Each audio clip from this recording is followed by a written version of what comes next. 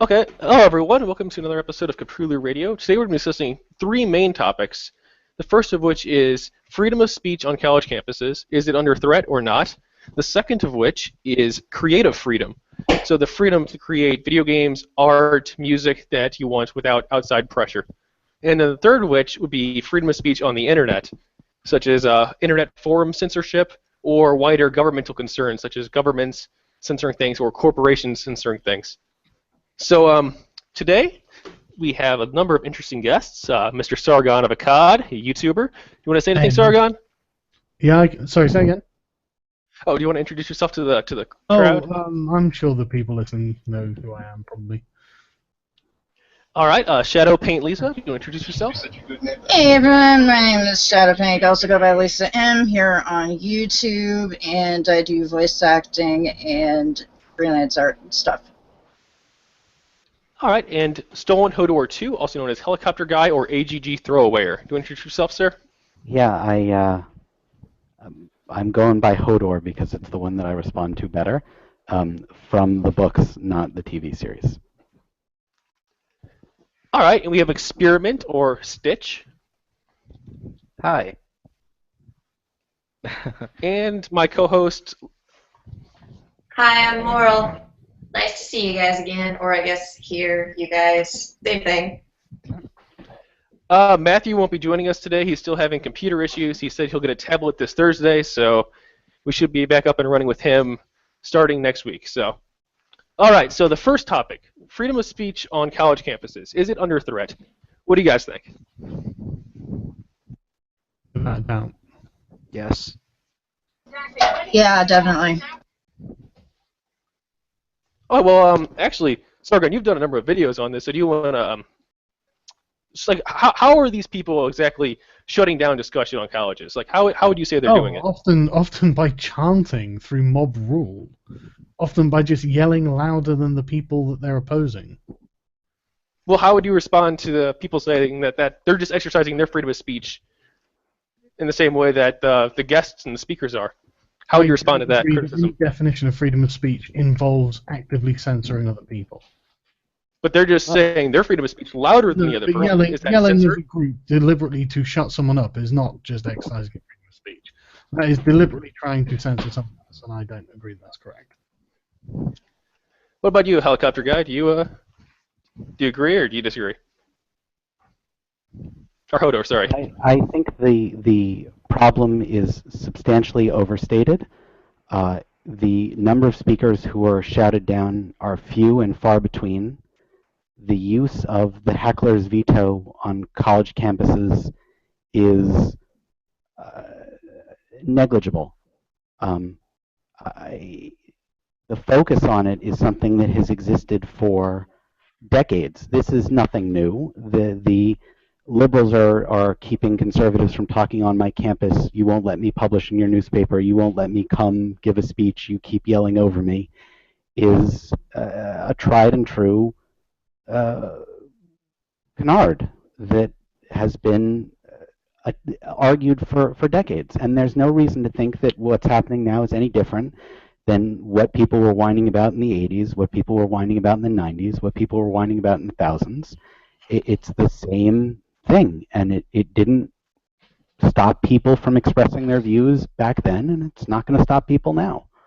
But you just said that it does actively censor people. No, I didn't. Please, Yes, I never said you censor. You said it's few and far between, but that means it's happening. I try and focus on things that are actually having a negative impact on the world, as opposed to the individuals who are being censored. Do you understand? Well, first of all, they're not being censored. Yes, they are. First of all, they're not being censored. They are. They're not being censored. They're being prevented a platform to speak on. Yeah, that's So they're being censored. It's not censorship, but that is censorship. I don't think that. Well, I disagree. The heckler's veto. Okay, I don't think that the heckler's veto is censorship per se. Censorship implies that the individual who is, quote, being censored is unable to express themselves. And Okay, I don't. maybe we should go to the next topic, because there's no way we can personally agree with that. I mean, maybe someone else would like to chime in. Well, you don't need to personally agree with it. I think that, I mean, it's important. First of all, I think it's important that we all kind of acknowledge that the number of speakers who are on college campuses every single day and disagree with lots and lots of people is massive. And the number of speakers who are shut down via heckler's veto is negligible.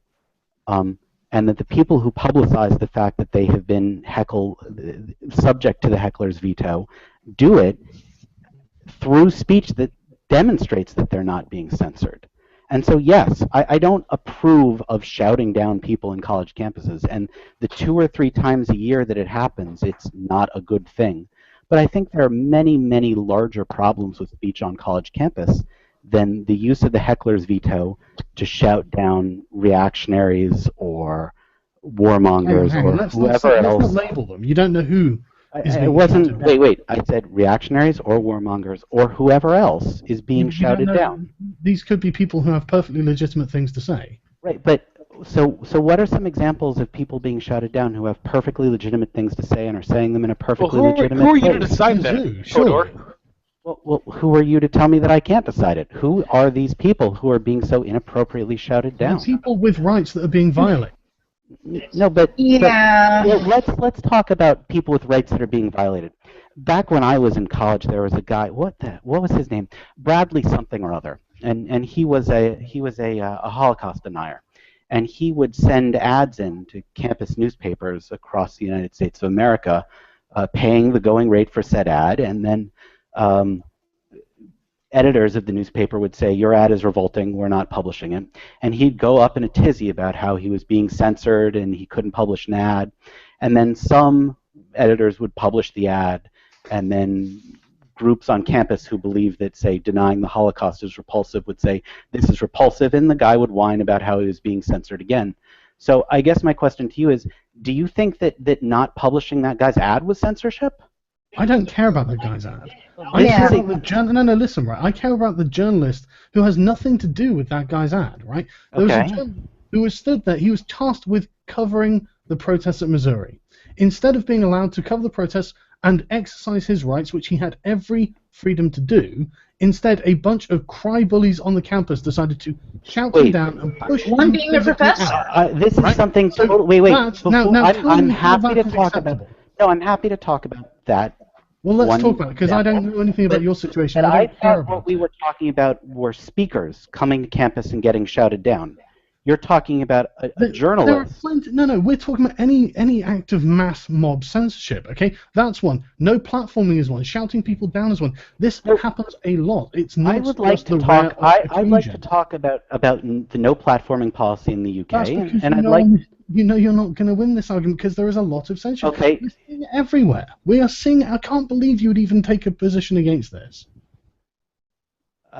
I understand that it's unbelievable to you that people disagree with you, but I think it's unbelievable that people would argue against freedom of speech. That's what I find unbelievable. Because what you don't seem to understand is that eventually you'll be arguing against your own freedom of speech. Well, I don't think that this at the end of this. Right. So the argument you're making is a slippery slope argument, and I understand it, but I think that there is an arresting factor between the kind of speech that's getting regularly shouted down on college campuses and the kind of speech that is deserving of full protection. Well, I'm afraid that's simply your opinion. All speech is deserving of full protection. Well, let me give you an example of some speech that I don't think anyone believes deserves full protection. Do you believe that it's appropriate to run around a campus pointing at people and threatening to murder them? How exactly is that a use of someone's free speech rights?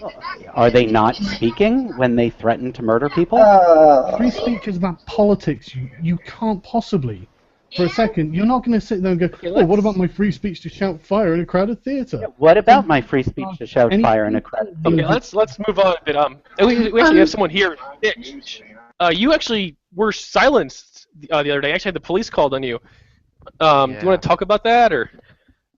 Well, long story short, I went to an anti-Gamergate panel. I recorded it. I live streamed it, And then moments after the panel, as soon as I walked out the door, the police officer stopped me, and they say, we have a report saying someone matching your description that you've made threatening comments, which is completely not true at all. I have the whole thing recorded on tape.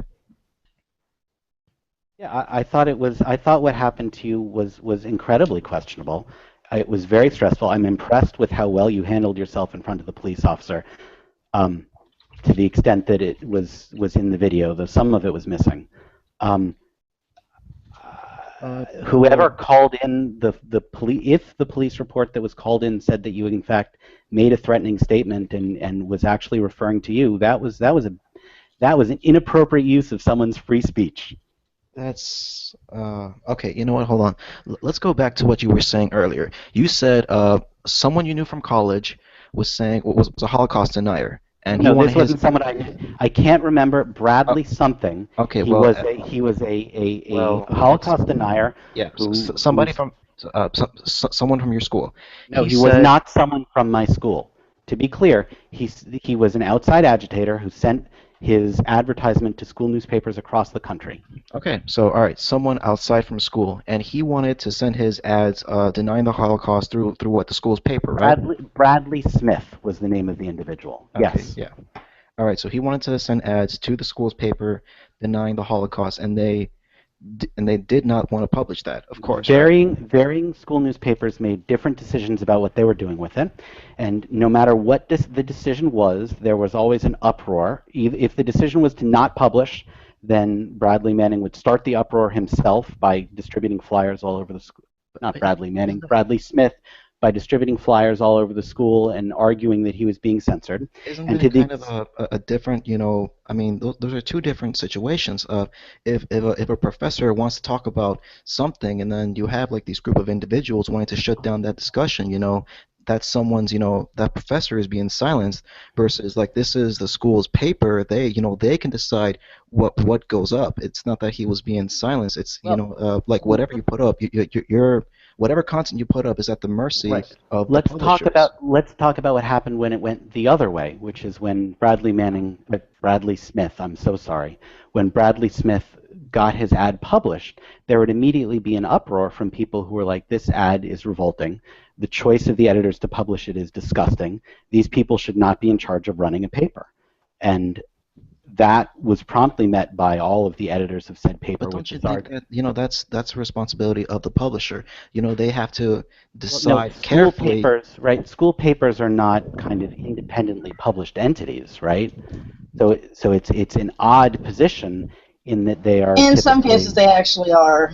In some cases, yeah. From what I know, because I'm still in school, I used to work for the school's paper. From what I know, it's a very small office. Usually 2 people get to decide what does and doesn't go up. Yep.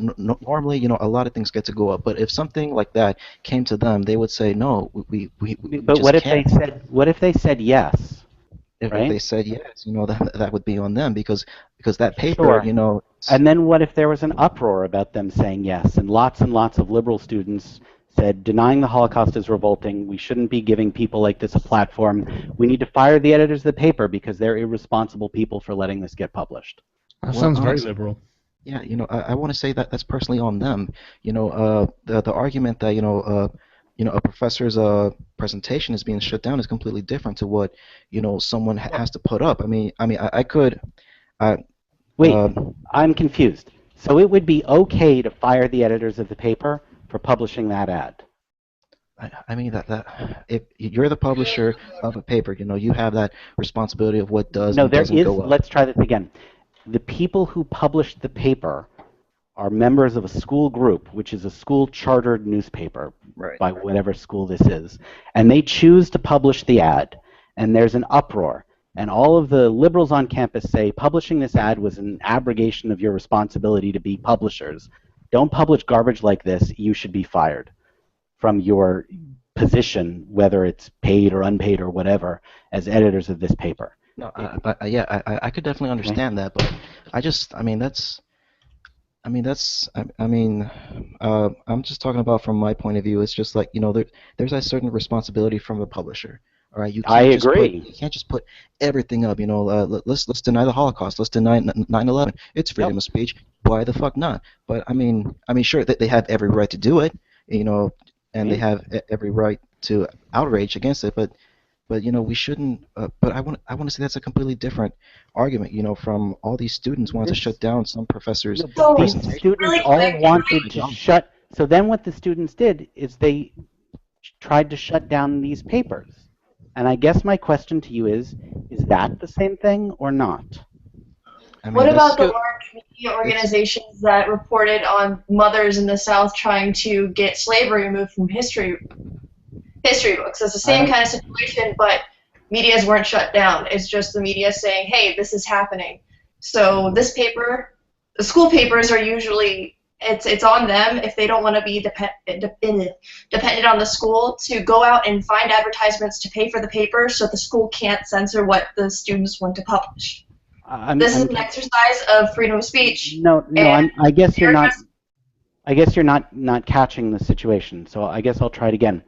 The editors of the paper published these ads, and there was an uproar. And the editors from these papers were confronted by all of these, I guess you'd call them SJWs, telling them they should be fired for publishing Holocaust denial. Is that a similar situation to what you're talking about? So what rules have they broken? No rules whatsoever. Then why should anyone be fired? Okay, right. So this is a similar situation to what we're talking about. No, I'm asking you why should anyone be fired? I'm not making They should be fired because they're irresponsible managers of the newspaper. No rules are broken. What are responsible about? You want to say something, Lisa? Go ahead. Yeah, okay. And we've been hearing a lot about this happening. When you have people like Christina Hoff Sommers or other speakers, if they're going to a college event, and this happened recently with Milo too, funny enough, it was a free speech event, and the irony of that just makes me giggle a little bit every time I think about it. But because so many students disagreed with the points that Milo or Christina Hoff Sommers made, they threw a hissy fit and got their speeches taken, or basically canceled. So, you know what? I think Milo and Christina Hoff Sommers have a wrong but valuable concept to add to the debate. Wrong in your opinion. Not everyone thinks the same way, and that's perfectly fine. I said wrong but valuable. So I want to be clear that if I were on those campuses, I wouldn't support denying them a platform. Now, that said, however, there are people who I would support denying a platform to. And I can understand why other people would feel that Christina Hoff Sommers and Milo Yiannopoulos had gone far enough that they also should be denied a platform. Okay, but what if you should be denied a platform? What if we decide, everyone decides that it's actually you who needs to be denied the platform? Will you just sit there and so what I'm saying is that it's a matter of determining how far you can go in denying people a platform before you've gone too far. And right, so we're now denying you a platform. That's what's happening now. I don't think in our hypotheticals. I think that you've obviously gone too far at that point. Right, because well, now we're censoring you. We've gone too far at that point. Well, no, I think since I said that going as far as to deny a platform to Milo Yiannopoulos and Christina Hoff Sommers is, in my opinion, too far, is a very different argument than going all the way to me. Really, why is that? Well, to be clear, right, I'm not saying as soon as you get to me, then you've gone too far. I'm saying perhaps already too far has been gone. Okay, but why is it? What's different about you and them? Well, what's different between me and them? I think I just argued that there was nothing different between me and them, except they are already at the level of being denied a platform. Yeah, okay, but assuming we haven't denied anyone a platform and we're deciding who to deny a platform to. Sure. I would say views that are abhorrent and repugnant, which add nothing to the intellectual discourse of the university, should be denied a platform. Right, okay. Hang on. Who decides what views these are? Right, so the university is a learning community, is something that's typically said about these kind of places. And it's the obligation of the learning community. Well, I mean, sorry, sorry, phrase, but I mean, don't understand. I've never heard this before. I mean, I suppose it is. If you can say sort of colloquially, it's a learning institution or whatever. Yeah, but like, where are you getting that from? I mean, learning community is a phrase that's almost universally used in American colleges and universities, and certainly in France. I'm well aware that those universities and colleges call themselves learning communities as well. Okay, but I mean, when I was at university, it wasn't called that. It was just called a university. Right, but... Okay, sorry, carry on. Let's assume that this is correct then. Sorry, carry on, please. Okay, so the learning community determines who it is that adds value to that community. Right, so the collective determines which individuals don't add value? Yes. Right. And what if the collective decides you don't have value? Well, I mean, look, then the collective in that case is wrong, and I think... So you basically just said that if people don't agree with you, they are wrong. No, let me carry on, please. But I don't know why you keep using me as the example. See, because I think we'd come a lot closer to agreement if you said Milo Yiannopoulos, where I could say then the learning community would be wrong. I think what would be more interesting to both of us is if I said Bradley Smith.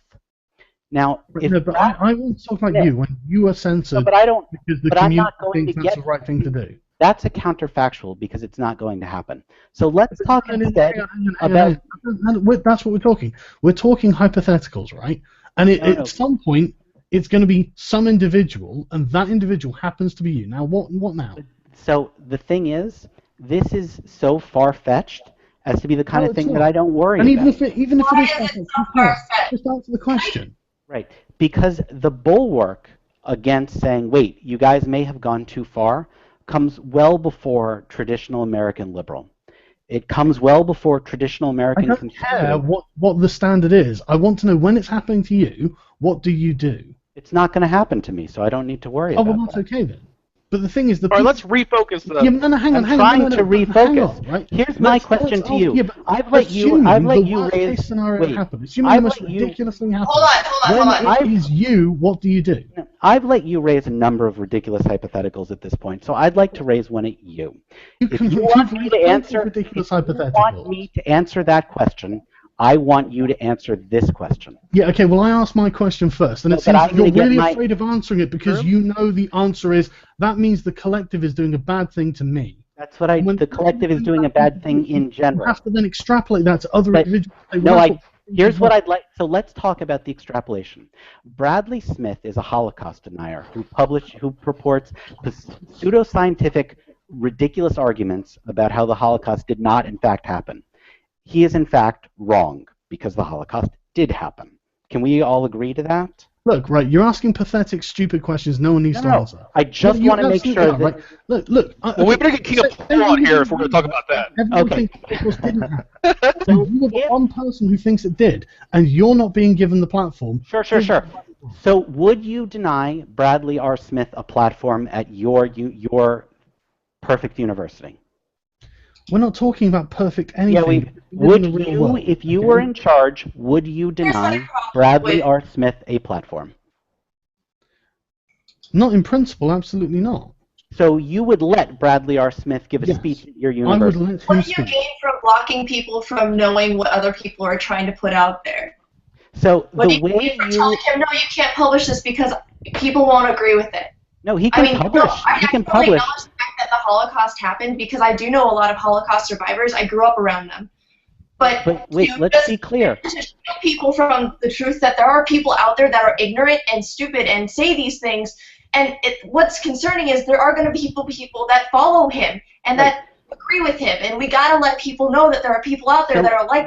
So to tell him, no, you can't publish it, and then punish people for publishing it, you're being ignorant and you're encouraging the act. Right. So the way you inform people that there are repugnant views out there is not by saying, we're going to let this repugnant view talk to you about its repugnant things, but rather you have someone with a perfectly reasonable understanding of the way the world works say, here are some repugnant views, here are the people that hold these repugnant views, here's what they argue, and here's why they're wrong. Is this a common mindset in the community you operate under?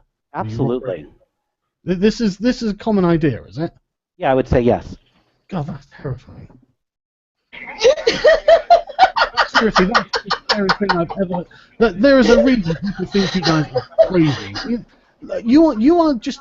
You don't even know what you're arguing for. You're arguing what for a you are subjective, arguing for right authoritarian now, system. What I you're can arguing imagine. for right now is that you want campuses to host speeches Yeah, by I want them to deniers. have Holocaust deniers speaking about Holocaust denial. Do you know why? I can't think of a single reason why. You already said the reason why. You already said it.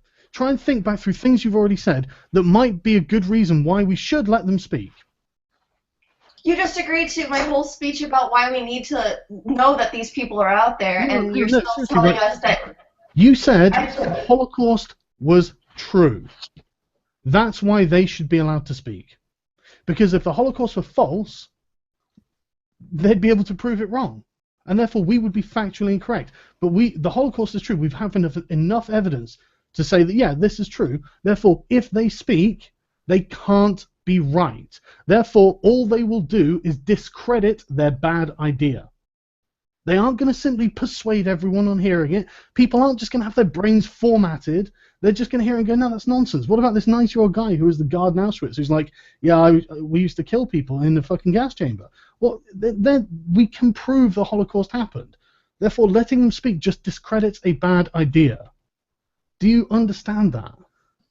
I think that we have a difference of opinion on the right way to inform people about repugnant views. Yeah, brilliant observation. But do you understand that people hearing a bad idea doesn't automatically convert them to that bad idea? No, I completely understand that, but I think that... Okay, don't go any further. I need you to just go slowly, okay? So, do you understand that that's the fair. case? I don't think I'm not going to believe we should just stop here, because I feel like we've reached the point where neither of us are going to agree with each other, and let's go on to the next topic, because honestly, we've literally been repeating the same thing over and over again for how long have we been up? Yeah. Yeah. Let's move on to the next one. 25 minutes. Sorry, I've been having sound issues. It's been cutting out. Is anyone else doing that, or is it just me? I'm all right. No, I'm good. I think I had issues earlier, but I'm good now.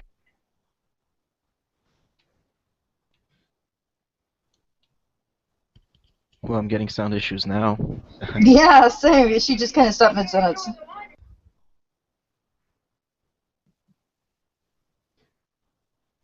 What sound issues are people getting? There we go. Just cuts off, complete silence.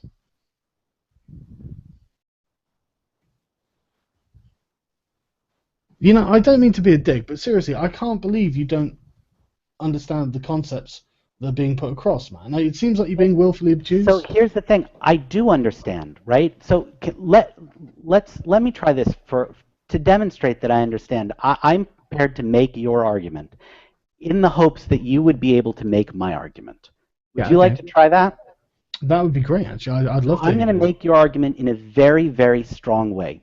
Sure. You believe that the marketplace of ideas should be open to every single idea, and that if all we do is let everyone talk, at the end of the day, the right ideas will rise to the top. Is that fair? Yes. That's so I'm able to express, and in a way that I think is powerful and strong, what you believe. Okay, let me express what you express in a way, but not just express in a way that it makes it sound like shit. Can you express in a way that's powerful and strong? Let me try it first, okay? Okay. Okay, so you believe that consensus should be arrived by the collective, presumably by the in a moderately democratic way, I would assume, done by lot or vote or something like that, hands up. And you believe also that you will always be on the inside of you will always be on the winning side of that vote. Is that accurate? No, I don't think you do understand my position. Okay, so go ahead, explain. So my position isn't saying that we should. What I heard there is that you believe that I believe that we should have a vote on whether or not anyone is allowed to speak, and that the majority should rule on that, and it should be determined by the collective as to who should be allowed to speak. And that is by far and away not at all what I believe. Okay, well, it really sounded like it earlier when you said it was done by collective because consensus. I don't think that you were really listening to what I was saying. I'm telling you that I am really listening, but could you explain that to me? Because obviously I interpret it in a different way to you. So was I hearing you correctly when you said that consensus should be arrived at by collective consent? Of course. Right. Okay. So how does that work? If not by democracy? Well, okay. So first of all, consensus and democracy are entirely different concepts, right? Consensus is a group decision whereby everyone finds the decision acceptable. That's a unanimous decision, not a consensus. No, a unanimous decision is a decision that everyone agrees with. A consensus decision. And how do you arrive at that? How do you arrive at that without? Well, I mean, looking at it from the way that the Quakers did consensus, there are lots of ways of arriving at it. But basically, what you do is you put forth a proposal, i.e., we should not let Bradley Smith speak, and then people who are members of your community say why they think that proposal is a good or bad idea. And people who say, I cannot live with that proposal, must be addressed, and they have to be brought on board with whatever your proposal is. You don't get. But how is that any different to a democracy, though? I mean, does everyone not vote to say that they agree? No. You don't win if you reach by getting 50 plus 1. You need to have everyone say that I might not agree with this decision, but it is acceptable to me. Yeah, but they are all saying that by participating in the democracy. No. So no, you are. When you go to vote, you're saying, look, I'm trusting that no matter what happens, I abide by the result of this vote, even if I don't win it. But let me use an example. It is not acceptable to me, to use a random example, for I'm trying to think of a ridiculous American political candidate. Someone give me a ridiculous American political candidate. What's that guy's name? There's way too many. Yeah, just name Lyndon LaRouche. It is not accept. No, that's too. That's. Whichever you want, but just. It is not acceptable for me for Lyndon LaRouche to be the president of the United States of America. And if I voted and Lyndon LaRouche won, that doesn't mean that I consent for him to be the president. It means that over my strongest possible objection, he's still the president. So that's not consensus, right? That's merely a decision. Okay, but the thing is, what if the collective is in agreement with that, and now you are the one who has to be persuaded? We're not talking about colleges, are we, guys? Persuaded. Sorry, say again. Are we still? Shut up, Hodor. Are we still talking about colleges, or what are we talking about? Sorry, this was really important. We're talking about how collectives make decisions.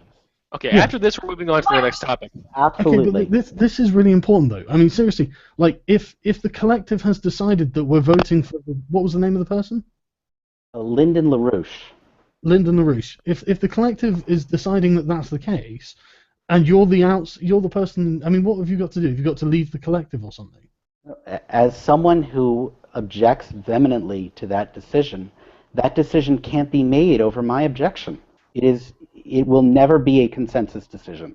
Okay, but isn't that the same as the Holocaust denier saying, well, I don't agree to being no platform, therefore this decision No, but he's not part of the community. What if a Holocaust denier is at a university? No, but is he faculty? Is he a student? Doesn't matter, he's a student. He pays to go there. Just paying does not make you part of the learning community.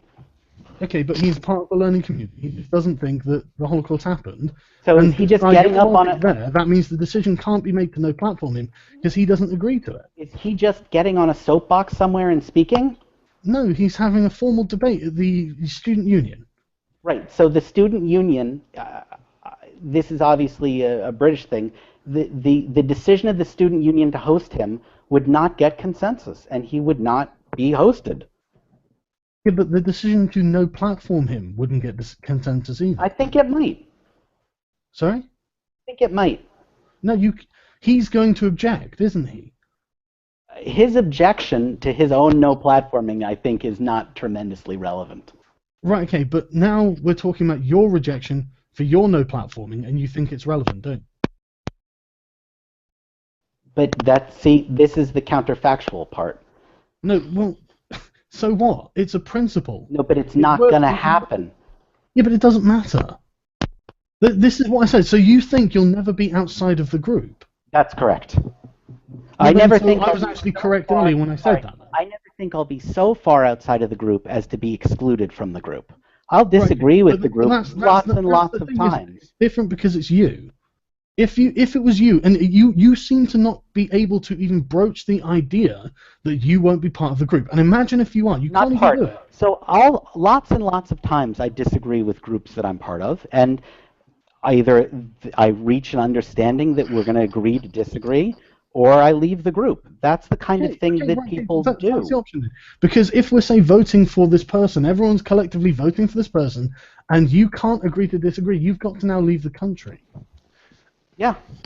All right. So here's how we're gonna do it. Thank you. Since we're moving on to the next topic, I'm gonna give everyone a chance, about 30 seconds, to give their piece on this whole thing. I'm gonna start with you, Sargon, then Helicopter Guy, then Lauren, then Stitch, and then you, Lisa. So. Hold on, I'm gonna get my timer. All right. Make sure it's actually 30 seconds. Yes. Sargon, you want to start? Yeah. Well, sorry. What exactly am I saying? Just a summary. Yeah. Final thoughts. Yeah. Oh, every collectivist is a collectivist until they are the one who is being targeted by the collective, and suddenly they're an individualist. And I think it's incredibly intellectually dishonest to even try and to even avoid broaching this kind of question when literally we can all see where it points to. You know, it all points to you going, no, obviously I don't want to be the individual who's left out of the collective and being victimized by it, and yet you literally go, oh, it's a counterfactual. Yeah, it is a counterfactual. This is what we were discussing. This is the point, and I think you've made my point brilliantly. Thank you. All right, that is your 30 seconds. Next. Mr. Hodor? I have nothing interesting to say. Well, we knew that already. Never. I'm just kidding. I mean, I don't see the point of a 30-second summary, so go ahead. Okay, Lauren, do you want to go? Give your thoughts on it? Boop, beep, bop, boop, boop, bop, beep. Very enlightening. How about you, Mr. Thank Stitch? I just want to finish up with what I said before. You were talking about like the newspaper guy. I mean, it's in their right to publish and not publish, whatever it is that they want. I mean, personally, it's at the responsibility of the publisher to decide what they want to do. That's something completely different than a group of students wanted to shut down a presentation because they didn't like it. I mean, that's why we have sites like Salon who are just outright defending pedophiles and saying, just the dumbest shit possible, and they have every right to do that. And then, yeah, that's just about it. After that, I lost my train of thought. Okay, Lisa, do you want to share your final thoughts on this topic before we move on? No, I really got nothing more to say other than sorry for that little outburst of laughter earlier. I just couldn't hold it in anymore. Now, the big question we're all waiting for. Hodor, if you were in charge of the IGDA, would you blacklist Sargon's game? Oh, jeez. I mean, I don't understand why we're going to there, because I think it's inappropriately personal, and I don't think we should really talk about that. We're talking about video games, dude. No. I don't look. Sargon probably won't argue this point, but I think that harping on whatever, and I don't even know what the deal is with whatever his game issue is or is not. All I know is that there's drama and people who are yelling at each other about it, and I don't see why we personalize what should otherwise be a civil debate.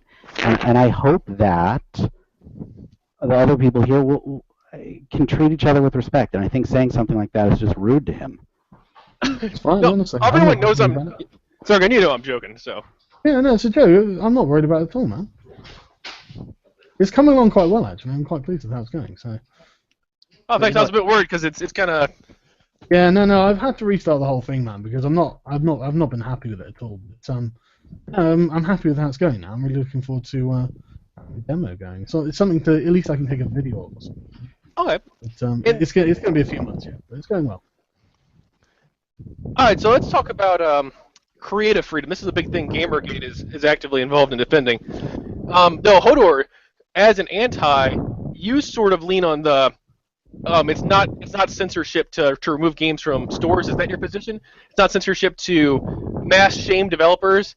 with massive hate mobs to attack them? You are shoving words into my mouth that I at no point said. Well, I don't know. We talked about this 10,000 times on the forums. So let's hash it out here. Sure. So I don't think it's inappropriate to say that you think a game is disgusting. I think that that is your opinion, and you are permitted to have that opinion. And I completely agree with you. And I don't think it's inappropriate to tell a retailer that if they stock this disgusting game, you'll seriously consider not buying their things. That seems like the discretion of the consumer to buy or not buy from a given retailer. It was that, and then you got a giant petition. Most of the people weren't even living in Australia. Wait. I don't think it's inappropriate to band together with a group of other people who also want to tell a retailer that if they continue to stock this thing, they won't buy from that retailer. Right, but I mean, a lot of the people that were complaining don't even play video games in general. Yeah, they don't play video games, and they don't even live in the country. But wait. I don't think it's inappropriate to say that if this person carries this thing that you'd never buy, you will not buy other things from them. Well, no, if you've never played it, then how do you know what you're arguing against? Wait. I'm not saying they're right. I'm just not saying that you can stop them. I'm not saying you should stop them. I'm saying you should argue against their ridiculous arguments and defeat their arguments. Okay. So I don't think they've done anything morally objectionable. We could argue whether or not they're factually correct, but I don't think that argument has anything to do with this. So I guess what you're saying is, should retailers cave to pressure from people that they think are or are not going to buy or not buy from those retailers if they continue to stock something? That's quite interesting. Do you not think it's a moral obligation to be factually correct? No. You don't think it's a moral obligation to be factually correct? So it's perfectly immoral to espouse views that you know are factually incorrect, but you don't. There's a difference between wait. There's a difference between being factually correct and lying. What you just said was, is there a moral obligation to be correct? And then what you followed that up was right. No, I did say factually correct. I mean, if you're gonna tell people something, then do you not think you should have your facts straight? Do I not think you should have? I mean, I think you should, yes. But I think you have a moral obligation to never be wrong? No, I do not. I never said never. I never said that. I think you have a moral obligation to not be wrong? No, I do not. But here's my question for you, Hodor. You think there is an obligation to get your facts correct, yeah? I think there's an obligation to do appropriate due diligence. Yeah, whatever it is. I think as well. I mean, that's why I didn't say never. But so you do think that that's the case, yeah? I think you have a moral obligation to do appropriate due diligence into whatever you're asserting is true. Okay, Hodor, here's my question. I got a question for Hodor. Okay, so if you have a group of people saying, you cannot carry this work of art because it offends me personally. Like, in this particular instance, it was Grand Theft Auto and Hatred, two very violent video games, and Honey Pop too. But, so you had these games come out, and then these social justice warriors, if you want to call them that, were saying, you can't have that in the store. You have to take that out of Target. You have to take that out of Kmart. You have to take that off Steam. We can't allow you to sell that. So they're doing that. Would you could say that is an attack on creative freedom, on artistic freedom? I mean, that's such a loaded phrase that it's not the phrase I'd use. What I'd say is that objecting to objectionable media is every consumer's right. But it's not just objecting to. You want to make it so nobody else can enjoy this. Nobody else can enjoy this art because of my personal feelings. Well, that's just not accurate, right? Because the game developer can always just publish it themselves. Yeah, but what if I can only get it from Target? I fundamentally you don't have the right to someone else's platform. Right, okay, but that's not what Target doesn't want to sell it to you, then Target doesn't have to sell it to you. Yeah, I know. But is it right for them to do that? Is that try and get it banned under false pretenses? This is what I don't understand. So look, are we did they do appropriate due diligence on whether or not they disliked the game, or did they not? No, they didn't, of course. They went around saying that Grand Theft Auto encouraged violence against women. So Well, I don't think that's what they said, but I'm not an expert on that what is the exactly petition what said. I'll get the petition word up for and I'll read word. it verbatim. No, that is basically what they said, yeah. I mean, it's the whole thing from the late 90s, early 2000s all over again. Just replace violence with sexism. Okay, let me read a few quotes from it. Okay. Target, withdraw Grand Theft Auto 5. This sickening game encourages players to commit sexual violence and kill women. That's the title of it. Okay. Do you want me to carry on, or do you understand why people are kind of annoyed? Because, I mean, you don't think that GTA 5 does that, do you? I've never played GTA 5, to be completely honest with you. Okay, Well, from people someone who who have played has, it know that that's not what it's about. Okay, if they didn't do the appropriate due diligence to back the claims that they made, then that was inappropriate. They didn't, and 50,000 people jumped on this bandwagon without doing their due diligence either. But I think that when you insist that people do their due diligence, you have you are insisting on a very high standard that I don't think you hold other people to. Well, A, I hold myself to it, and B, I do hold other people to it, which is what I'm doing So now. let me ask you a question then, because I think there are lots of people this who isn't even a high argue. standard. This is not a high standard. To look at the game and say, does this game encourage sexual violence? Right? Australia doesn't allow games that encourage sexual violence to be legal. They are very, very puritanical with their age and permissions. This is so beyond my area of expertise. In Australia, you should know that it doesn't have these things in it. That's what we can directly infer from this. So my understanding of Grand Theft Auto 5 is that people could disagree as to whether or not it encourages sexual violence. Yeah, but you've never played it, so what would you know? Well, right. So we reach the point at which I say, is there any possible way, taking your opponent's argument at its strongest, that they could possibly believe that it allows for sexual violence? No, their argument is that it's an open. Let me tell you This a is the game wrong that argument.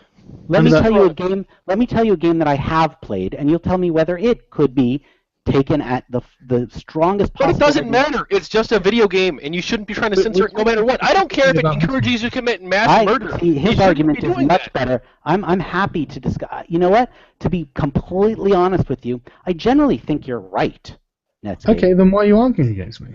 Well, because I think you're wrong. Your argument is that they could totally ask to have it boycotted and banned if only it actually did whatever sexual violence, ridiculousness, blah, blah, blah. That argument was garbage. The argument that Netscape made, I think, is much more powerful. Garbage. We know that that's the position of the Australian government. No, your argument is you can't argue to ban a game unless you truly believe that the game should be banned. No, that's not my position. That's it really was, though. No, that's just a tautology. Look, my argument is that we know that Grand Theft Auto wasn't breaking any Australian laws, which is why the Australians cleared it to be sold in Australia. And therefore, what's the rationale for taking it off the shelves? We know that the petition was based on a lie. People who have played GTA know that is a lie. No, but that's not why you can't. That's an argument against being wrong, not an argument against censorship. We've got a question from Lisa here. That's not an argument against being wrong. No, it's because it's wrong. There's no reason to censor GTA in this regard. There's no reason to petition Target under false premises. Under any pretense. I like any pretenses much better than false pretenses. They did it under false pretenses. No, but who cares? The people who can't buy it. Target. What? The fact that they did it is bad enough. It's a violation of my fucking principles. Okay, we've had pretty good discussion. I'm gonna get some other people's opinions on this. Yeah. Sorry. Starting with you, Stitch, then you, Lauren, then you, Shadowpaint, Lisa, and then you, Sarah. So you want to go ahead, Stitch, and share your thoughts on the whole pulling games from store shelves, and we're trying to get them pulled from store shelves. Through hate mobs or petitions, things like that. I guess we can come back to you, Stitch. Lauren, do you want to share your thoughts? Okay, so I don't, like I said in a previous podcast, I'm not completely immersed in the gaming community, but I am hugely immersed in literature, and I'm comparing this in my head to banning books in schools and in public libraries, and I completely and utterly disagree with that concept, so I feel I would disagree with this concept as well. What this is really making me think of is the time where a lot of parents were trying to get the N-word taken out of Huckleberry Finn, which is a hugely important novel in addressing racism and how it affected. It was a very big deal, and to know that like obviously there's going to be problems of people trying to censor other people or people trying to destroy, I guess, artwork that offends them or such. And sorry, there was a huge thing that I just had in my head, and I was going to refer to Plato and the Republic, but I can't remember it right now, so I'm just going to shut up. Yeah, this is kind of similar to that. It wasn't libraries or schools. It was more basically there were 3 different instances of this happening. It was, for everyone who doesn't really know about this situation, there were 3 instances. One was Grand Theft Auto. Some people were saying that it causes violence against women and things like that, and so they tried to get it removed from stores. What they were saying. Well, it was encouraging violence. Sorry, Okay, not causing. Okay, so they were saying this. So they demanded that Target remove it from their stores, and Kmart too, I believe it was. And then they did the same thing with Hatred when that came out, because it was a game where you kill people like Grand Theft Auto. They said that that's wrong, and you have to remove that from the stores. Well, I don't think that's what they said either. Well, you can correct me in a minute. Everything that you thought. And then Honey Pop, they tried to get that removed too. I'm not too familiar with that situation, but I recall it was because the game promotes sexist attitudes. They tried to remove that from Steam. So those were the 3 instances, and basically, Gamergate took one side, defending the right of the games to be sold. Anti-Gamergate sort of removed them from the shelves side, and it was a big war. I don't think that's exactly accurate either. Okay, you can go ahead and give your interpretation of what happened, Helicopter. So there were those. I'm not at all versed with respect to the Target whatever game, but with respect to Hatred, that no one ever said anything about that game. Hatred, the mob against Hatred was incited by the Hatred developers themselves. I don't mean they doxed themselves. I mean they literally said that our game is so offensive, people are going to want it banned. And I don't think that at any point you can say that game was good. They duped your Gamergate hordes into giving them, I think, hundreds of thousands of dollars for a game that is inarguably garbage. Okay, anyone could argue a subjective opinion on what they like. Right. But does anyone actually think that Hatred, and to be clear, that one I played, does anyone actually think that it's not garbage? Well, everyone said it was going to be bad. I mean, I don't think anyone really, but that doesn't matter.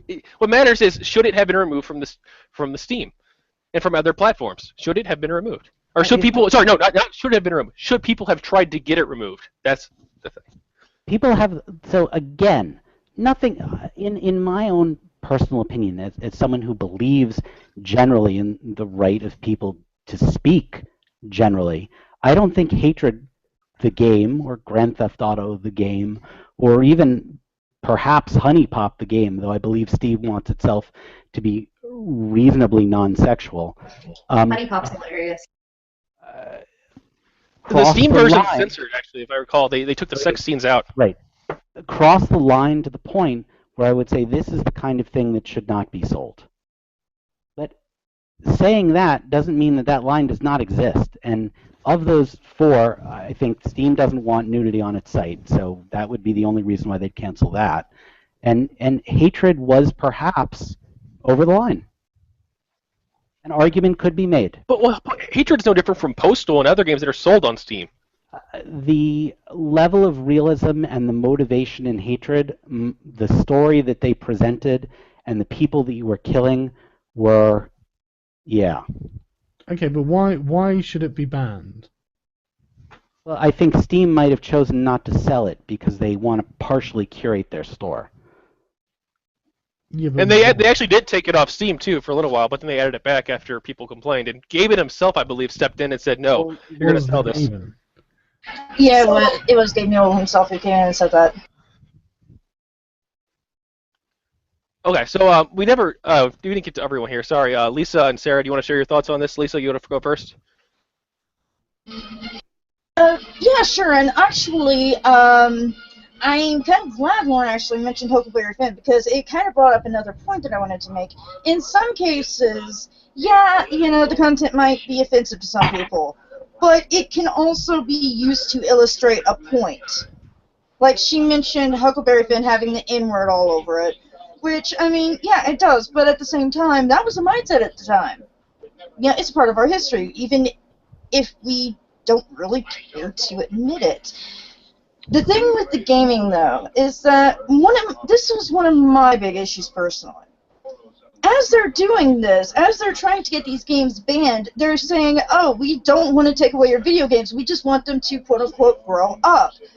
Well, your actions and your words are saying two completely different things. If you don't like a game, if you don't like the content of a game, that's fine. I'm not going to bash you for what you do and do not like. But you have no right to tell people that might enjoy it that they don't have the right to enjoy the games they want to play.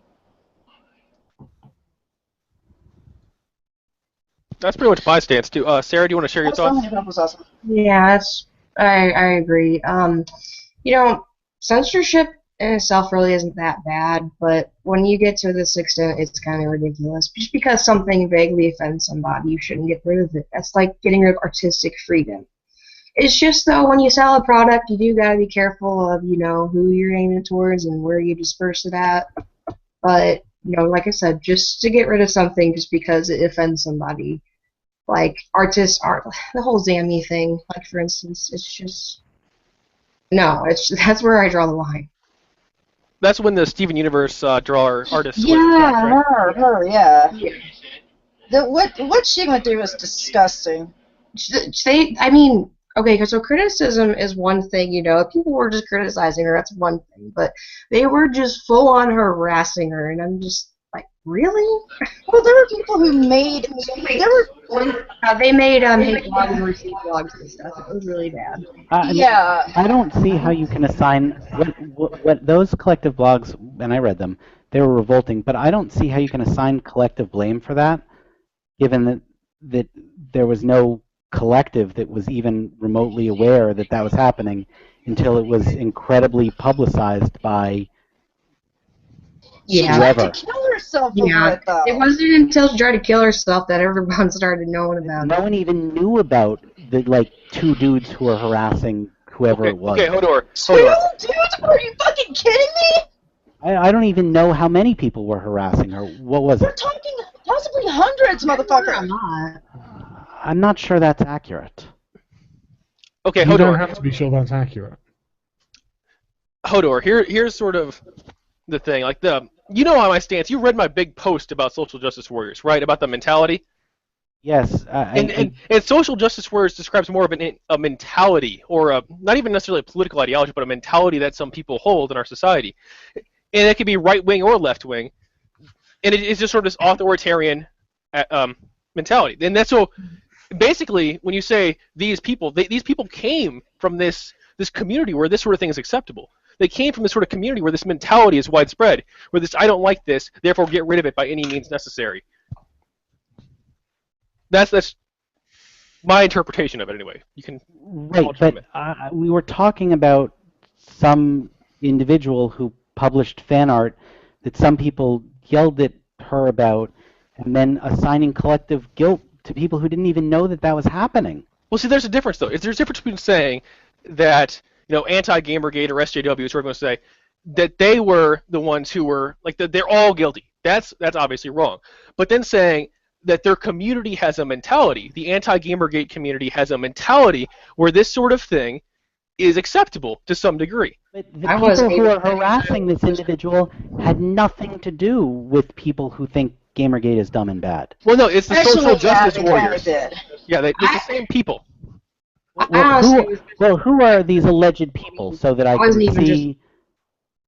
can see how they've been totally involved in publicly saying that Gamergate is wrong and bad? It's the mentality. It's the social justice warrior mentality. It's the same. What if you're wrong? I can give you a big list of people who are harassing Joss Whedon, if you think that is helpful. I don't see how that has anything to do. Well, it's the same people. With, it's the same sort of people, and they were harassing him. No, but I don't see how these people have anything to do with it's not people. the people, it's the community, it's the mentality of these people. They grow up in this mentality. The thing let me is, ask though, you a question. a lot of the people, a lot of antis have, they try to use the phrasing like, oh, cultural appropriation or whatever, talking about video game characters. That's kind of how this whole thing started. She did My Little Pony fan art making Fluttershy a human that is Native American. That was one of their big things. They said, oh, that's disgusting, that's racist. It's a fictional fucking character. Right, but I can't understand why the collective guilt for whatever these random Tumblr users did has anything to do with people who think Gamergate is dumb and bad. It's the same mentality. Talking about censorship, just using that as a simple example. Yeah. I'm the one who brought up AGG because it's the same mentality. The social justice warriors are the anti-Gamergaters for the most part. And these are the same people that we're up against. The same people saying hatred should be pulled from the Steam store are the same people who are attacking the artist. The same type of people. Okay. Yes, but I wouldn't really say type, or is it same people? The same type. Okay. Maybe some of them were overlapping, but you have absolutely no evidence that they were overlapping whatsoever. Maybe someone should dig into that, eh, Hodor? What do you think? No one should dig into that because that's revolting. It would be really easy to see. Why is that revolting? The whole concept of digging. Why is finding out the actual people who did it? I mean, no, that's not what he was referring to. No, that is what I was referring to, Hodor. That is exactly what he was saying. My assumption when he said digging was that he was referring to the Gamergate dig, where they pick a person, figure out everything they can about their personal life. That's not a game. You do know the phrase digging. Gamergate doesn't do that. They're doing research basically into seeing if this person is the same person who did the forum posts, saying get rid of hatred, things like that. Seeing if it's the same people or not. Okay, so you weren't actually talking about quote digging. You were talking about. Is not the social that is digging term for it? That is digging. I've been a part of a digging group. I was a part of Downton Doing Burritos for like 3 months. Is digging the social justice term for doxing? No, that's the Gamergate term for almost doxing, but not quite. No, we don't. But let's move away from Gamergate, move towards more the discussion. I mean, we kind of moved away from. So you were the one that brought up. Someone else was the one that brought up this individual who made fan art who attempted to kill themselves. That I feel terrible for them for. And the people who are harassing them are bad people who never should have been harassing them about whatever fan art issues they had with this person, because harassing people is bad and wrong. Yeah. So having said all that, am I not now clear from any stigma that I was involved in any way with that? We never claimed you were involved in it. We never claimed you were. But you said that this group that I'm involved in was responsible for it. Okay, but the group is. The individuals within that group are responsible. Who in the group that I'm... Yeah, but even if I can't tell you exactly who they are, that doesn't mean that individuals from your group weren't involved, does it? Yeah, but they weren't. Yeah, but they were. How do you know? Thousands and thousands of social justice warriors were screaming abuse at people like Joss Whedon because of the character. I'm talking not about Joss Whedon. Yeah, but he's just one of many. I'm talking about some random on the internet who was doing fan art and got harassed about it. That's what we were talking about, not Joss Whedon. Because we have gotten some of the same crap. Yeah, I mean, we got some of the same crap at us, okay? Joss Whedon, we can talk about Joss Whedon. But we were talking here.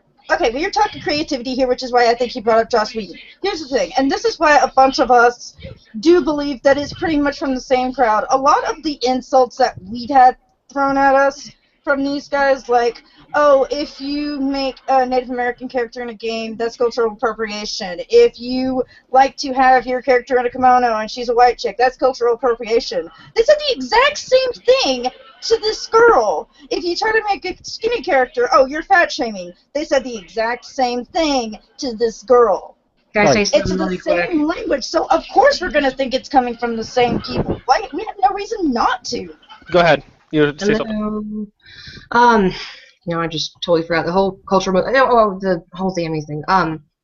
I understand if people want to criticize what the art she did. They have every right to criticize, but I think harassment was what I was trying to say. Was harassment was where I kind of draw the line, but that's just Yeah, Hodor, nobody has a problem with when if you want to criticize it, that this video game is sexist. Okay, that's fine. Okay, that's but don't fine. try to stop it from existing. Yeah. So if I say this video game is sexist, that's okay. Yeah, that's perfectly fine, Hodor. Yeah, absolutely. That's your opinion. Right. If I say this video game is sexist, and if you sell it at your store, I'm not going to go to your store, that's not okay? No, I think that's okay. Well, I mean, you could say that. Hold on. I just thought I was going to say. No, hang on. That's not the same thing as 50,000 people signing and delivering a petition, though, is it? Wait. If I say, I think this video game is sexist, and if you sell this video game, I will not patronize your store. Okay or not okay? Wait a second. I do agree with that because, if you say, well, I'm not going to go to your store, that's fine. That's you. But I think it's where, hold on. I think it's when you say, you shouldn't be going there, all that stuff. When you start pointing at other people, telling them what to do, basically. So when I say, go there, that's cool. So when I organize any other person to agree with me, that's when I cross the line. Not exactly. No, seriously, it is, right? When you're actively petitioning the store to remove other people's ability to purchase it, that's when you've crossed the line. So I can say it on my own, but as soon as I organize, that's when I've crossed the line. Yeah. So was it or was it not the same thing that Gamergate did when they organized people to go to advertisers to tell them to stop advertising with people? No, my issue is when your side calls me names just because it says I'm a horrible person, I'm a sexist, or whatever. Just because what we're saying isn't censorship. What happened isn't censorship, is it? What? Huh? Well, that's a question. Is contacting the advertisers? Wait, let me raise it, Hodor. Go ahead. Contacting the advertisers of a publication because they publish something that you perceive to be unethical or you perceive to be an attack. Why don't you call it sexist? Why don't we make it my side doing it? No. I'm just saying. Is it? I'm asking a question, and I want to give. Do you think it's unethical? Or sorry, do you think it's wrong to contact the advert? So let's say CNN runs a big thing where they basically promote someone's book, and it turns out that they were getting paid like thousands of dollars to promote the book, hypothetically. Would you? And then you say, whoa, I'm going to contact all the advertisers on CNN, and I'm going to ask them to pull out because this is wrong. Would that be wrong? Is that the same thing? What do you guys think? Sargon, you go first. Then you Helicopter. Then you Lauren. Then you Lisa. Then you Sarah. So Sargon, I was actually kind of letting this one pass by because I'm focusing on the question I was asking. Sure, I'm sorry. I didn't mean to cut you off. No, it's okay. You carry on. I'll just ask after. You got 30 seconds, Hodor. Do you think that that would be wrong to contact the advertisers about the book that CNN is shilling out? I'm not going to declare whether it's right or wrong. I think it's literally the same thing. How is it? Okay, we'll get to that later. Okay, what about you, Lauren? Do you think it's the same thing? I honestly am still trying to understand why you would stop shopping somewhere just because of one item.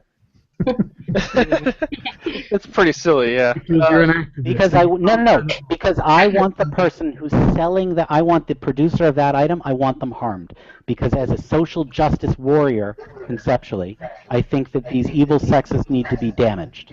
Is that serious, or are you joking? No. I'm hypotheticaling for you so that you know exactly why someone conceptually could be doing it.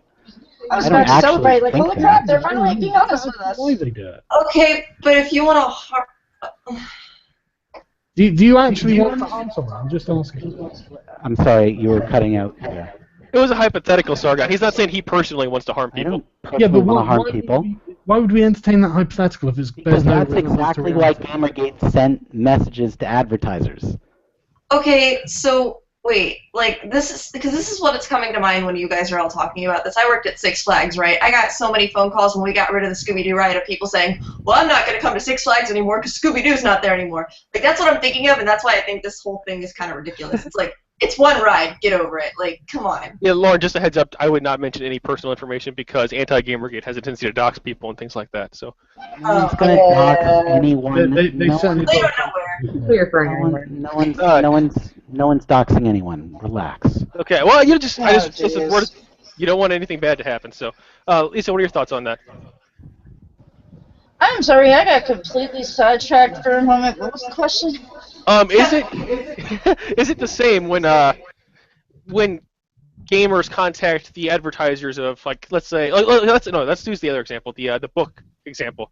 So let's say CNN is really promoting this big book that's coming out, and it turns out that the author of the book or the publishing company has given a lot of money to CNN to promote the book. And then would it be the same thing if you said, well, that's wrong, and you got a bunch of other people together and you contacted the advertisers on CNN and said you shouldn't be supporting this company, or you might want to reconsider supporting this company because they are basically unethical?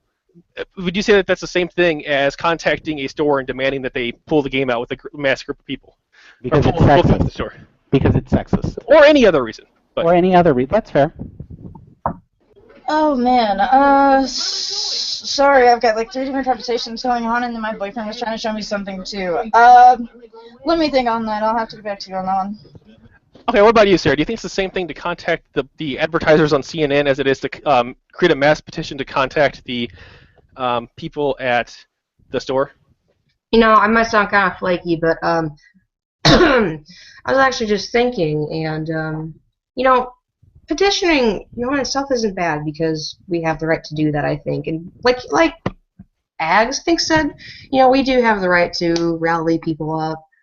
But I think it has to do with, you know, does the seller really have to listen? I mean, I think in a way it was kind of a pussy move for what's their name to not release that game in the U.S. just because wanted to make the, you know, people who were offended happy. They didn't release that game in the U.S. because that game sold like garbage, the first version they released of it, and they didn't want to waste the money localizing it again to have it sell like garbage. Okay, but I think you get my point.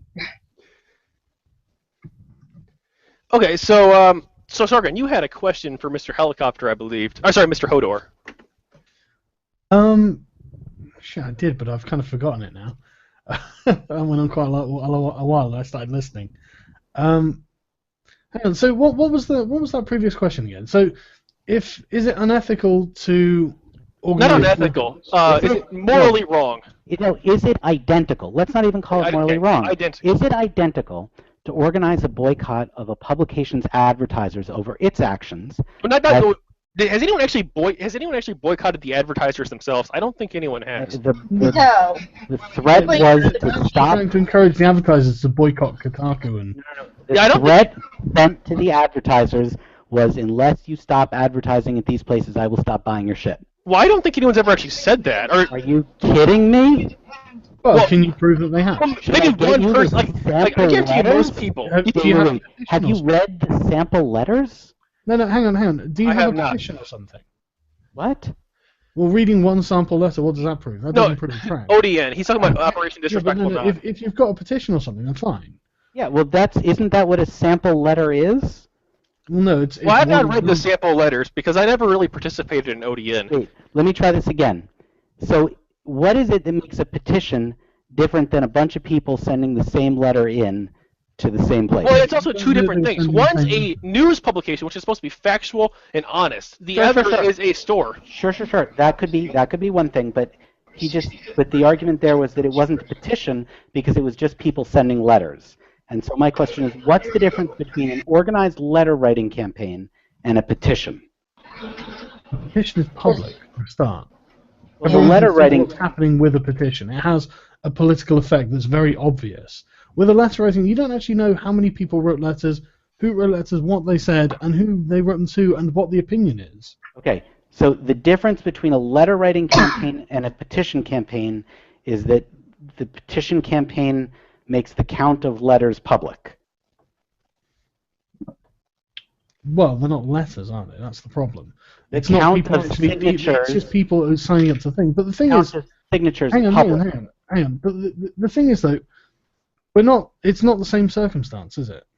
Well, right. The argument that you can completely make is that the people who said that you should pull this because it's sexist were wrong, and the people who said you should stop advertising with these people because they're unethical were right.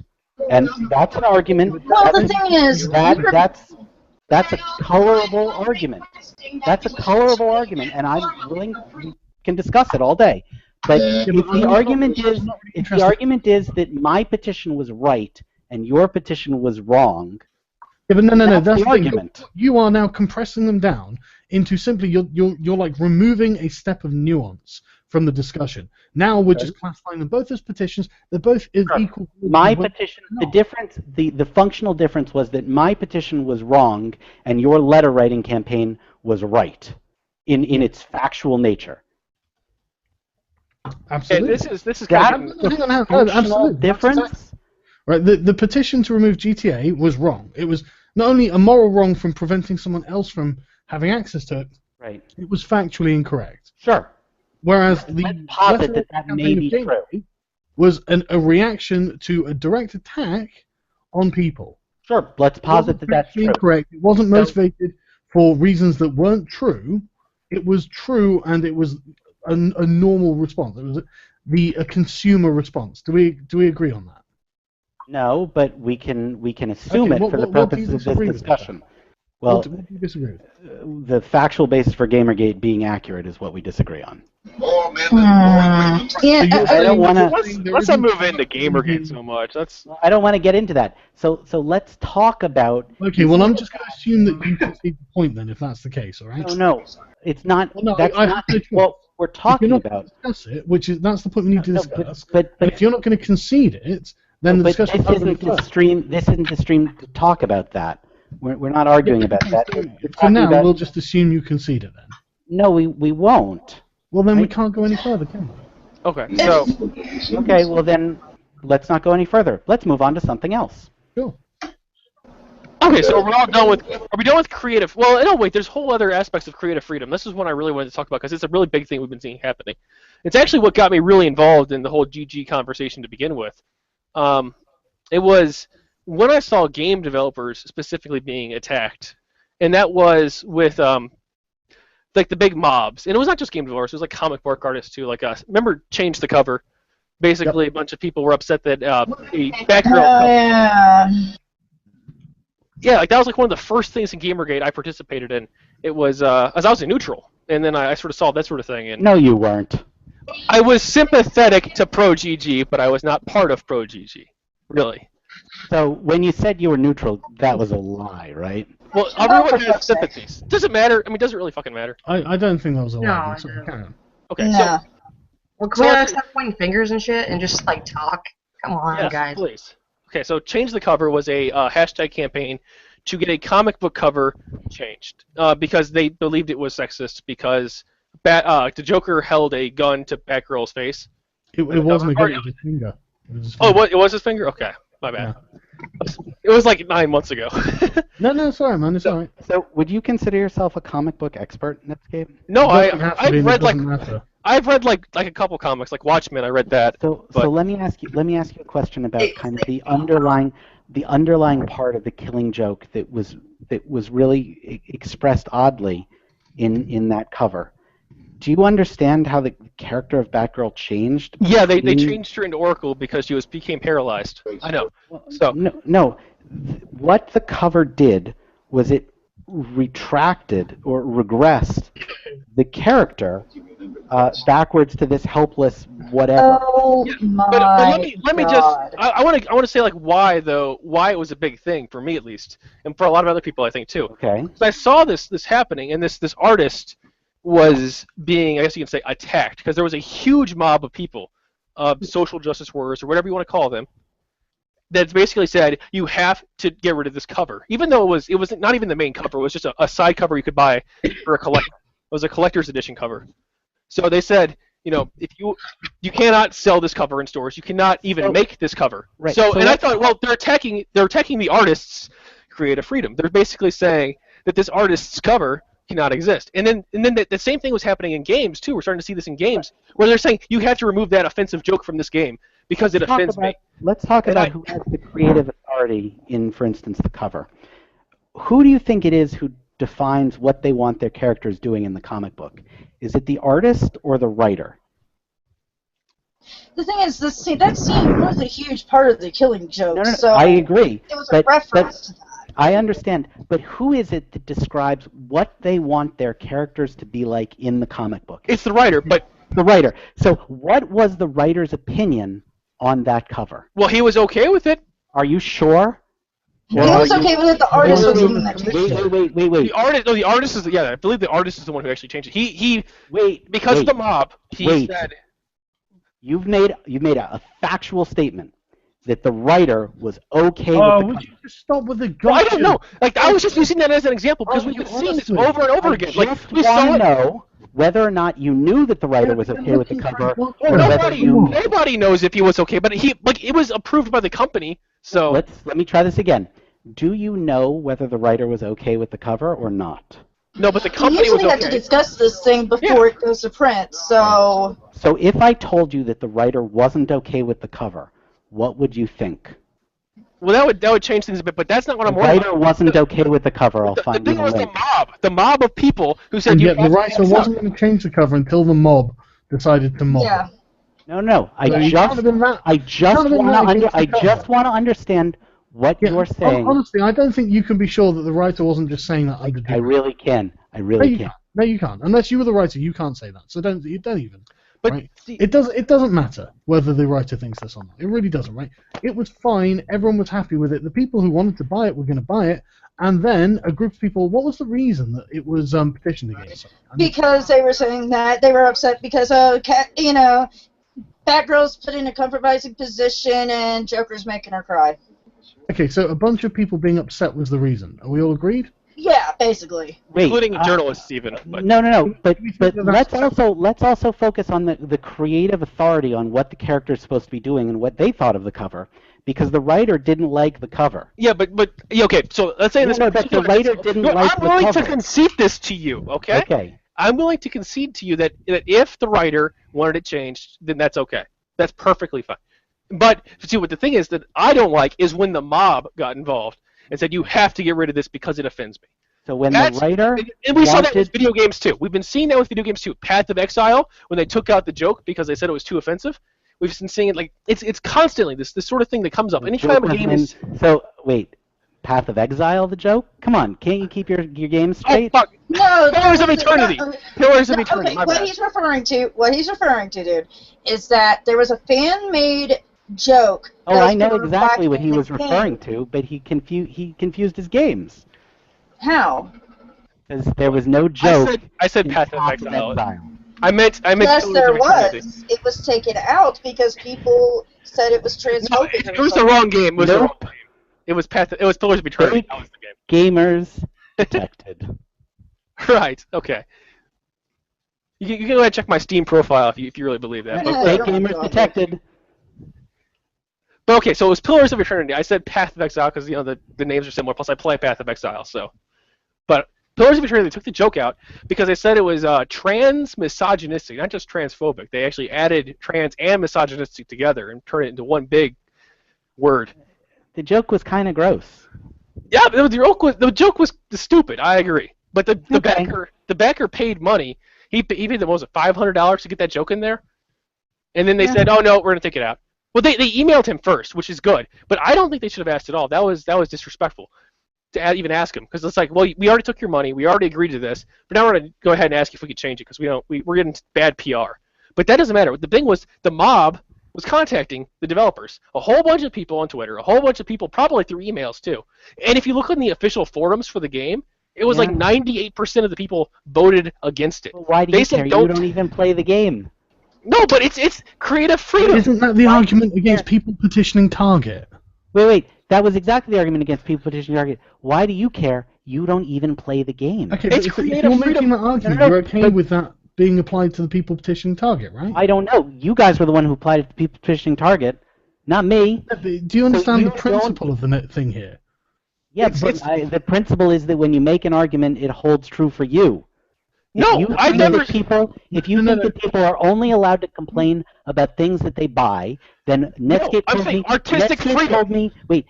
told me to look at his Steam profile, and it wasn't hard for me to do that. And you want to know what's not there?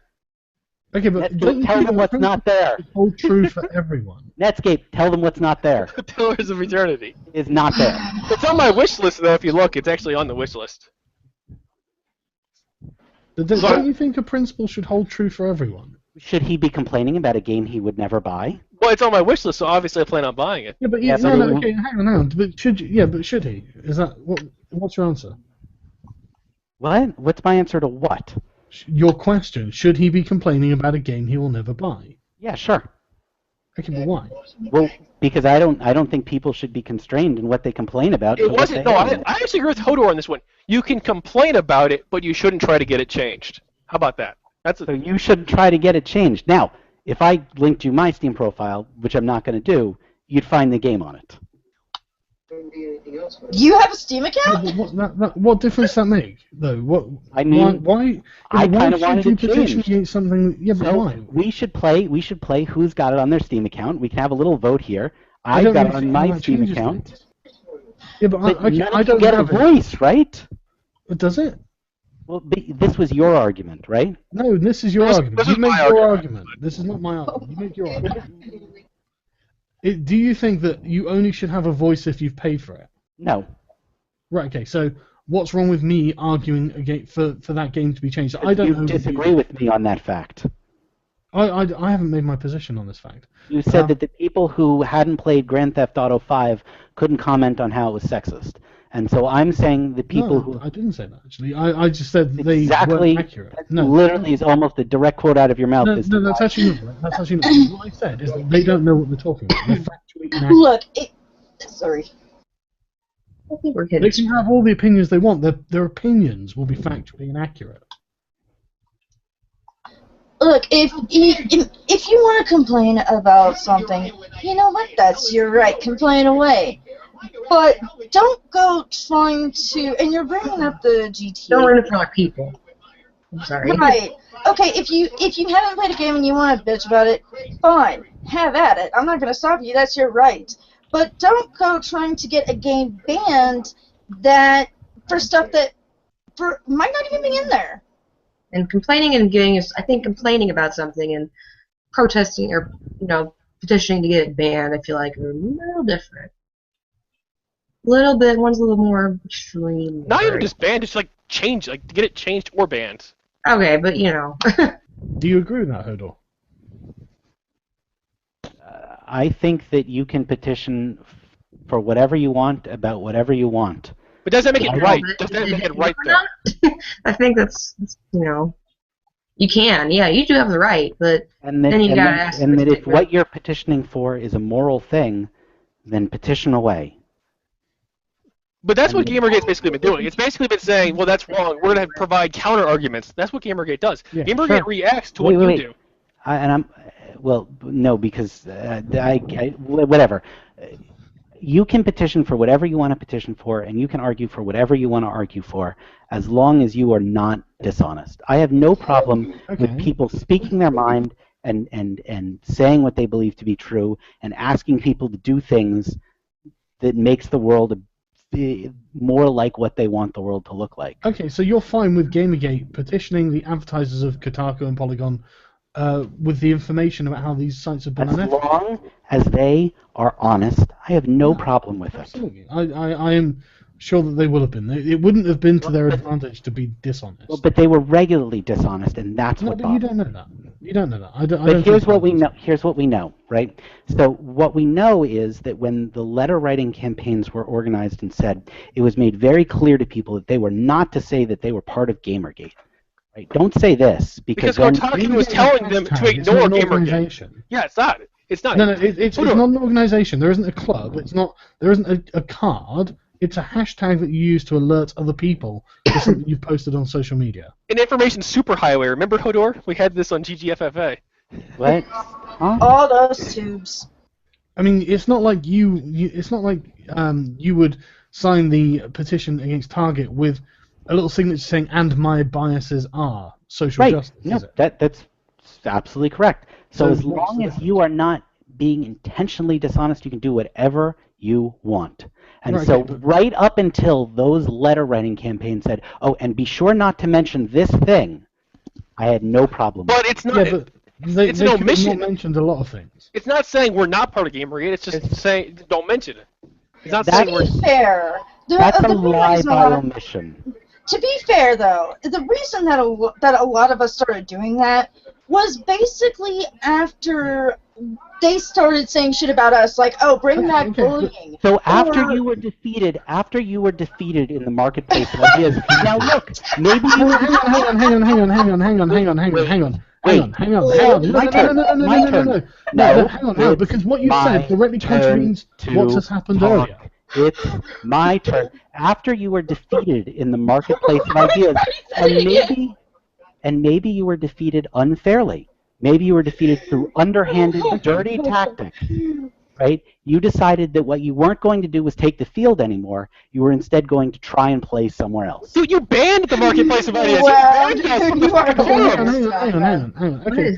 Which, wait, that moves to us. Well, that moves to our other topic later on. Like, we don't talk about this in a few minutes, but internet communities and censorship, like, because that really plays into what Hodor is getting into. Because you banned us from the marketplace of ideas. Yeah, but doesn't this What are you talking about? GTA How are petition? you possibly banned from the marketplace of ideas? You banned us from 4chan. You banned us from Reddit.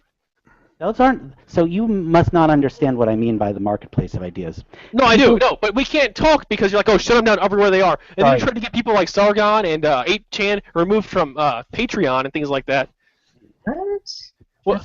Just so everyone understands, at no point did anyone come after web hosts of sites that were doing nothing wrong, to my knowledge. What about Boat? People come after their web host? 8chan hosts pedophilia. No, it does not. No, it doesn't. That's a whole other discussion, but... 8chan hosts pedophilia. That's interesting. So what's your position on that? I don't have a position on people. Really? So you're okay with... So you're okay with, say, Sarah? I don't engage in actionable libel on the internet. This is supposed to be like elevating the conversation, going into pedo butts and going into the whole 8chan thing. Let's not talk about that. The thing is, by the same principle though, you said that if it's not accurate, then it's invalid, right? So the petition against GTA, in your opinion, is invalid. No, I think it's wrong, not invalid. And I wanted to defend Hodor here for a second because he actually has condemned Sarah Butts. He actually has publicly condemned her. That's right. We don't have to talk about this, but I just wanted. I'm glad that we can confirm that you think it was wrong to petition against GTA 5. If what you're saying about the game is correct, which is a major assumption, then it was wrong. It's one that's so easy to verify that it would be sure. But I'm not going to verify it, so that's fine. Well, if your statements were accurate, then it was wrong. Yeah. Okay. Great. Okay. So, do you guys want to move on? Well, I'll let everyone a chance. Like, anyone want to say anything before we move on to internet censorship? Yeah. Okay. No. Actually, this has to do with internet censorship, so I can wait for a minute. Okay. How about you, Helicopter, Lauren, Sarah? You guys got anything or? I don't really have much more to say. Do you guys think, Lauren, do you want to chime in on the whole attack mobs against game developers and artists? Or so... No. All right. Sarah, do you want to chime in, or Sargon? No, I really can't think of anything right now. Okay, so I guess we'll move on to I would like to chime in because I scrolled through the chat while that was being discussed, and people were commenting on the Dead or Alive Extreme 3 thing, noting that Dead or Alive Extreme 1 sold more in America than it did anywhere else. And I think it should be noted that its sales in America were garbage, and the reason it sold more in America than anywhere else is because we are literally the only country in the world that bought a substantial number of Xbox 360s, and the reason it didn't sell well in Asia is because it was an Xbox 360 exclusive, and they sold about 12 Xbox 360s in Japan. Fake gamer detected. The first one wasn't on 360. The first one was Xbox original. Whatever. Honestly, I don't think like the 300,000 odd sales it had were. I don't think that's a meager number either. So, you know, it's wait, you think it was a meager number, or you don't think it was a meager number? No, I don't think 300,000 is a meager number. Probably compared to what they could have done. And this is coming from a game developer, so he knows what he's talking about, right? Yeah. If I get 300,000 sales, I'll be thrilled. You got one of my sales, Sargon, whenever it comes out. But you're actually a patron of mine, so I'll give you yours for free. Corruption. But no, seriously though, I think that's perfectly acceptable sales. It's definitely a market. I can't imagine a game developer turning down 300,000 sales without good reason. Christ. Because I mean, all the art's already there, and it's already in English too. So it's like the game's already in English because the Chinese version I think is in English. So it's not like they do any extra work. It's just there's a lot of extra work you have to do. It's logistical work though. Logistics aren't free, and so the question that but they're not going to cost the same as 300,000 sales. You do it because it's worth the sales.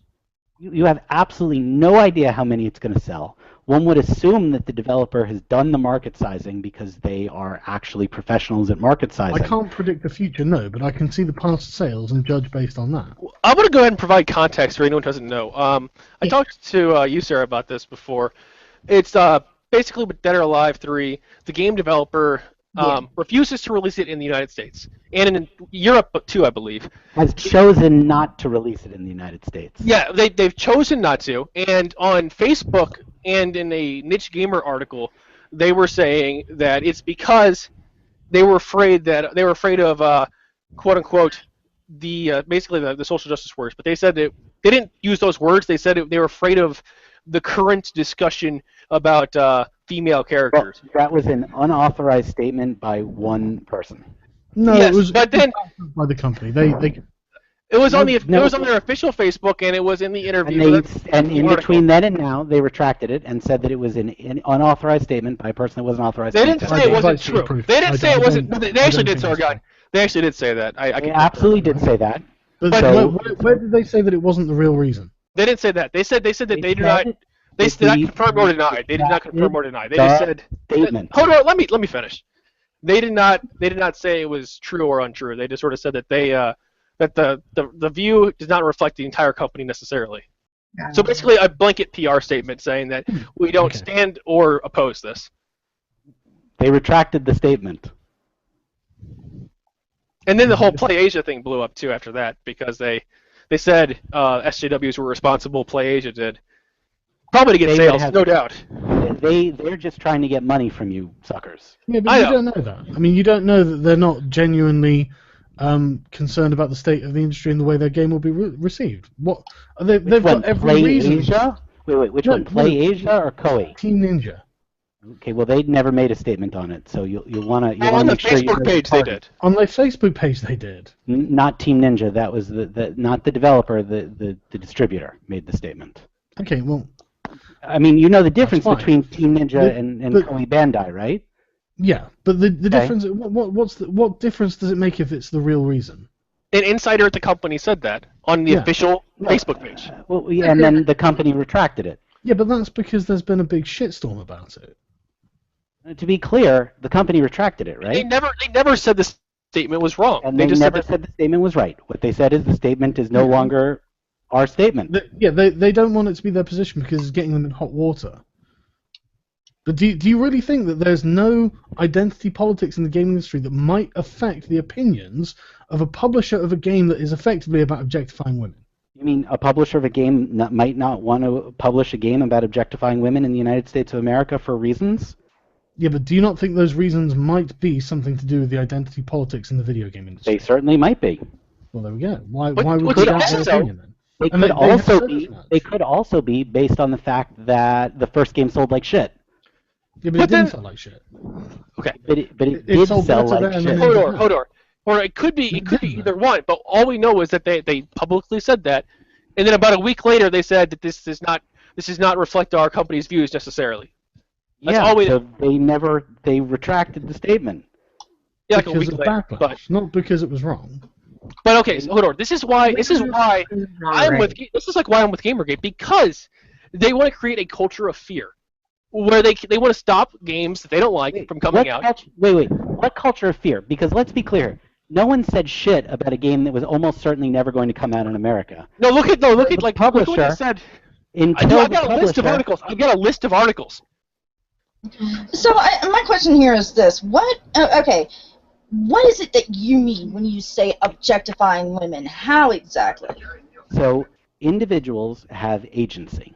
You as a person have agency and can choose what you want to do with your life. Right. When you make a character and you treat that character as if they have no agency, you objectify that character. Well, that's always it's our character though. Okay.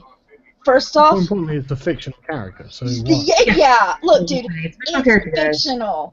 If this were an actual person and that was being done, yeah, I'd be mad. I'd be right up there with everyone going, "This is wrong. It shouldn't happen." It's a fictional character.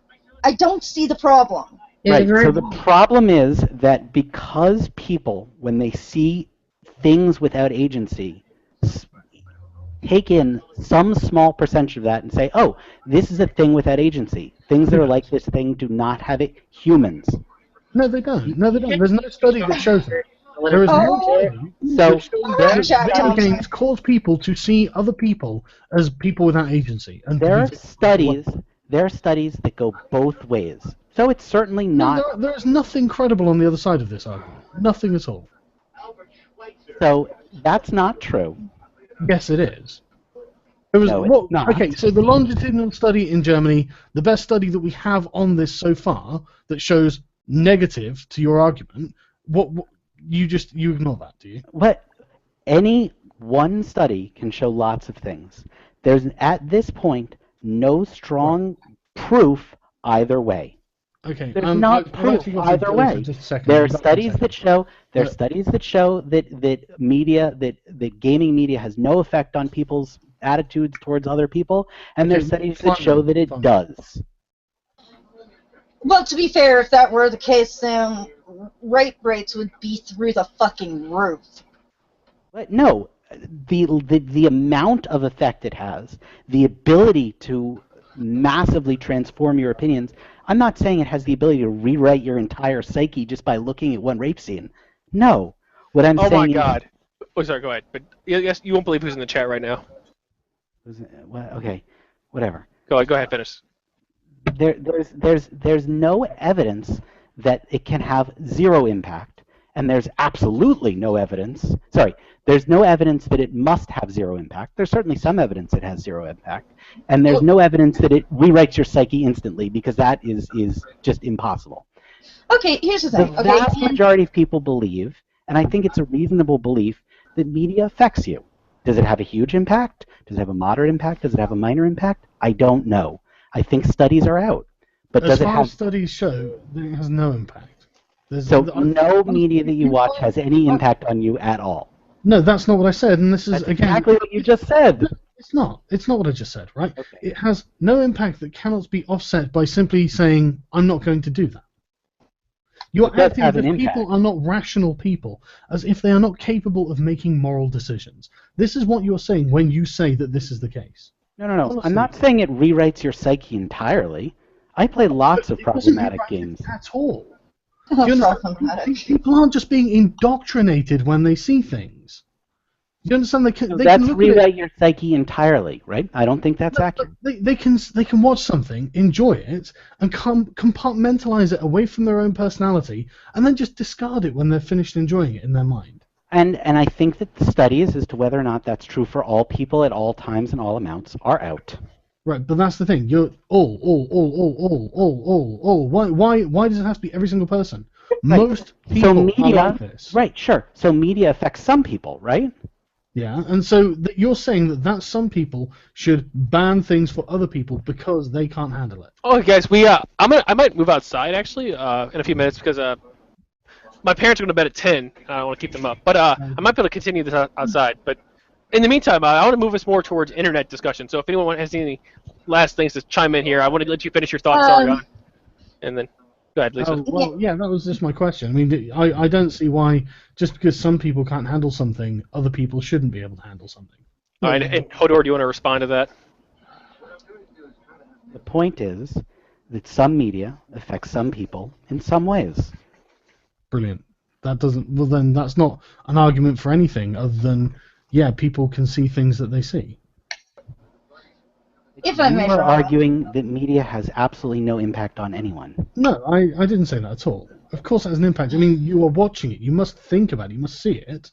What I'm saying is it has no derogatory impact. There's no measurable bad thing. thing. No media you watch can have any negative impact on you at all. Why do you have to make it the most extreme thing? Just out of interest. Why did I say that? I mean, did you hear me say those words? Yes, that's exactly what you just said. Yeah, but it's actually not, though, is it? I never said no ever.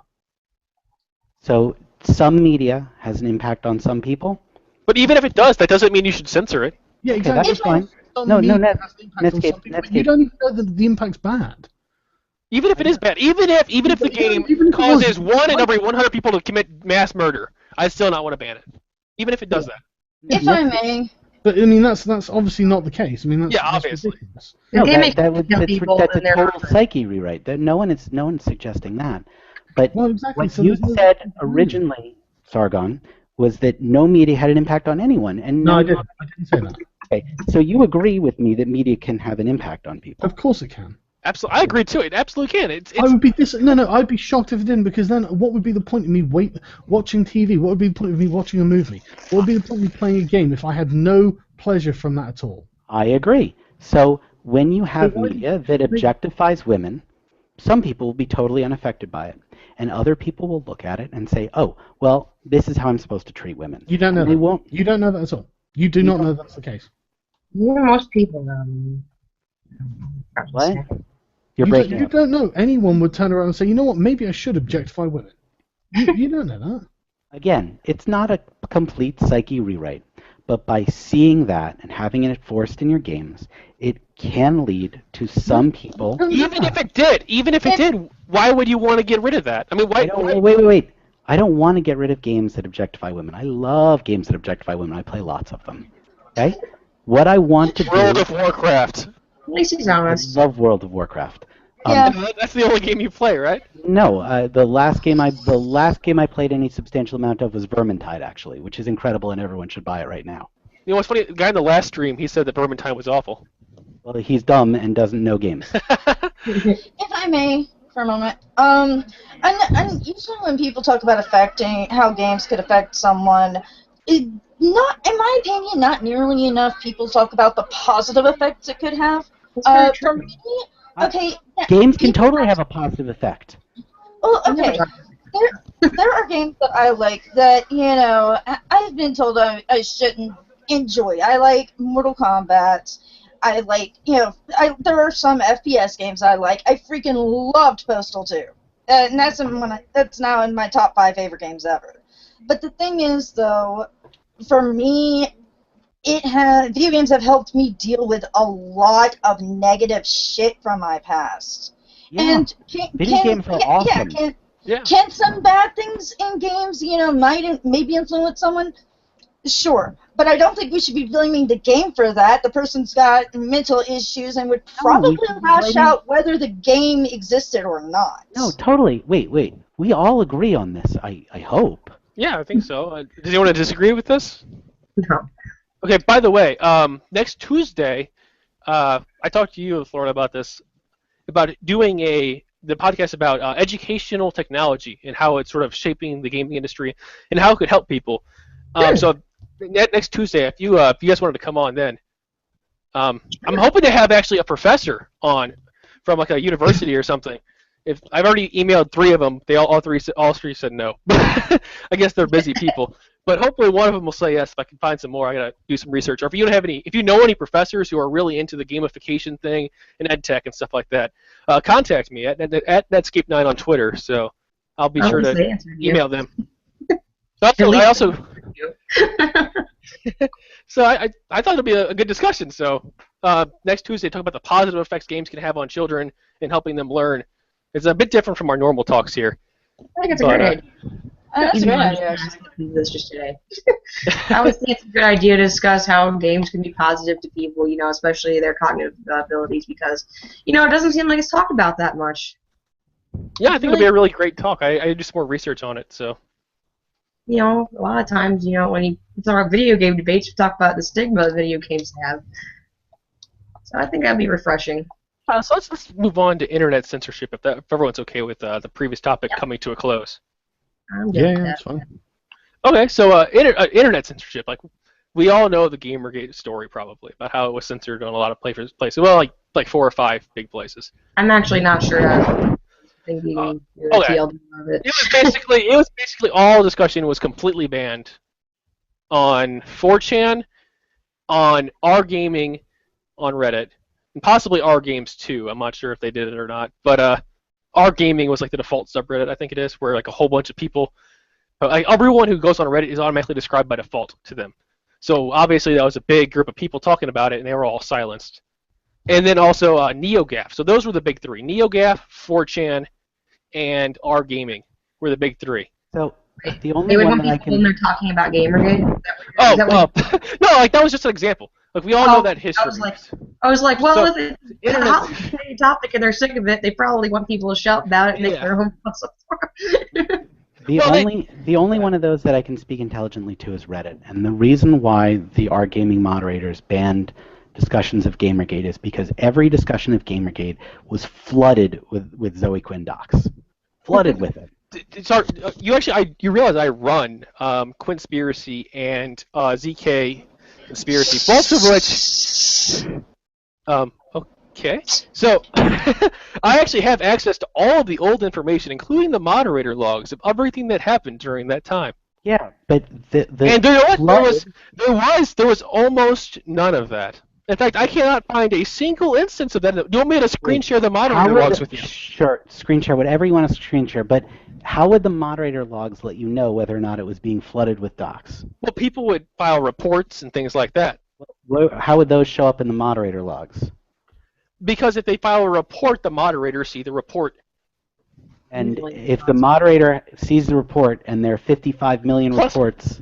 Mod mail, there's mod mail people saying, hey, could you please remove this? Sure. There was one instance where somebody posted a nude of Zoe Quinn, and the moderator took care of that. The moderator before me, because I took over to prevent the SAWs from taking over. I came in later. Wait, hold on. Are you not talking about our... No, I'm talking about our ZK Conspiracy and our Conspiracy, both of which I am a moderator of because I hijacked the subreddits to prevent them from being hijacked by the SAWs. I'm confused. Do you... And they were from August 2014. They were from the same exact time period. Hold on. Are you talking about R Gaming or not about R Gaming? I'm talking about two other subreddits from the same exact period of time talking about the same exact thing. Sure, but let me try this again. How would you know whether or not R Gaming, the default sub, was flooded with Zoe Quinn docs or not?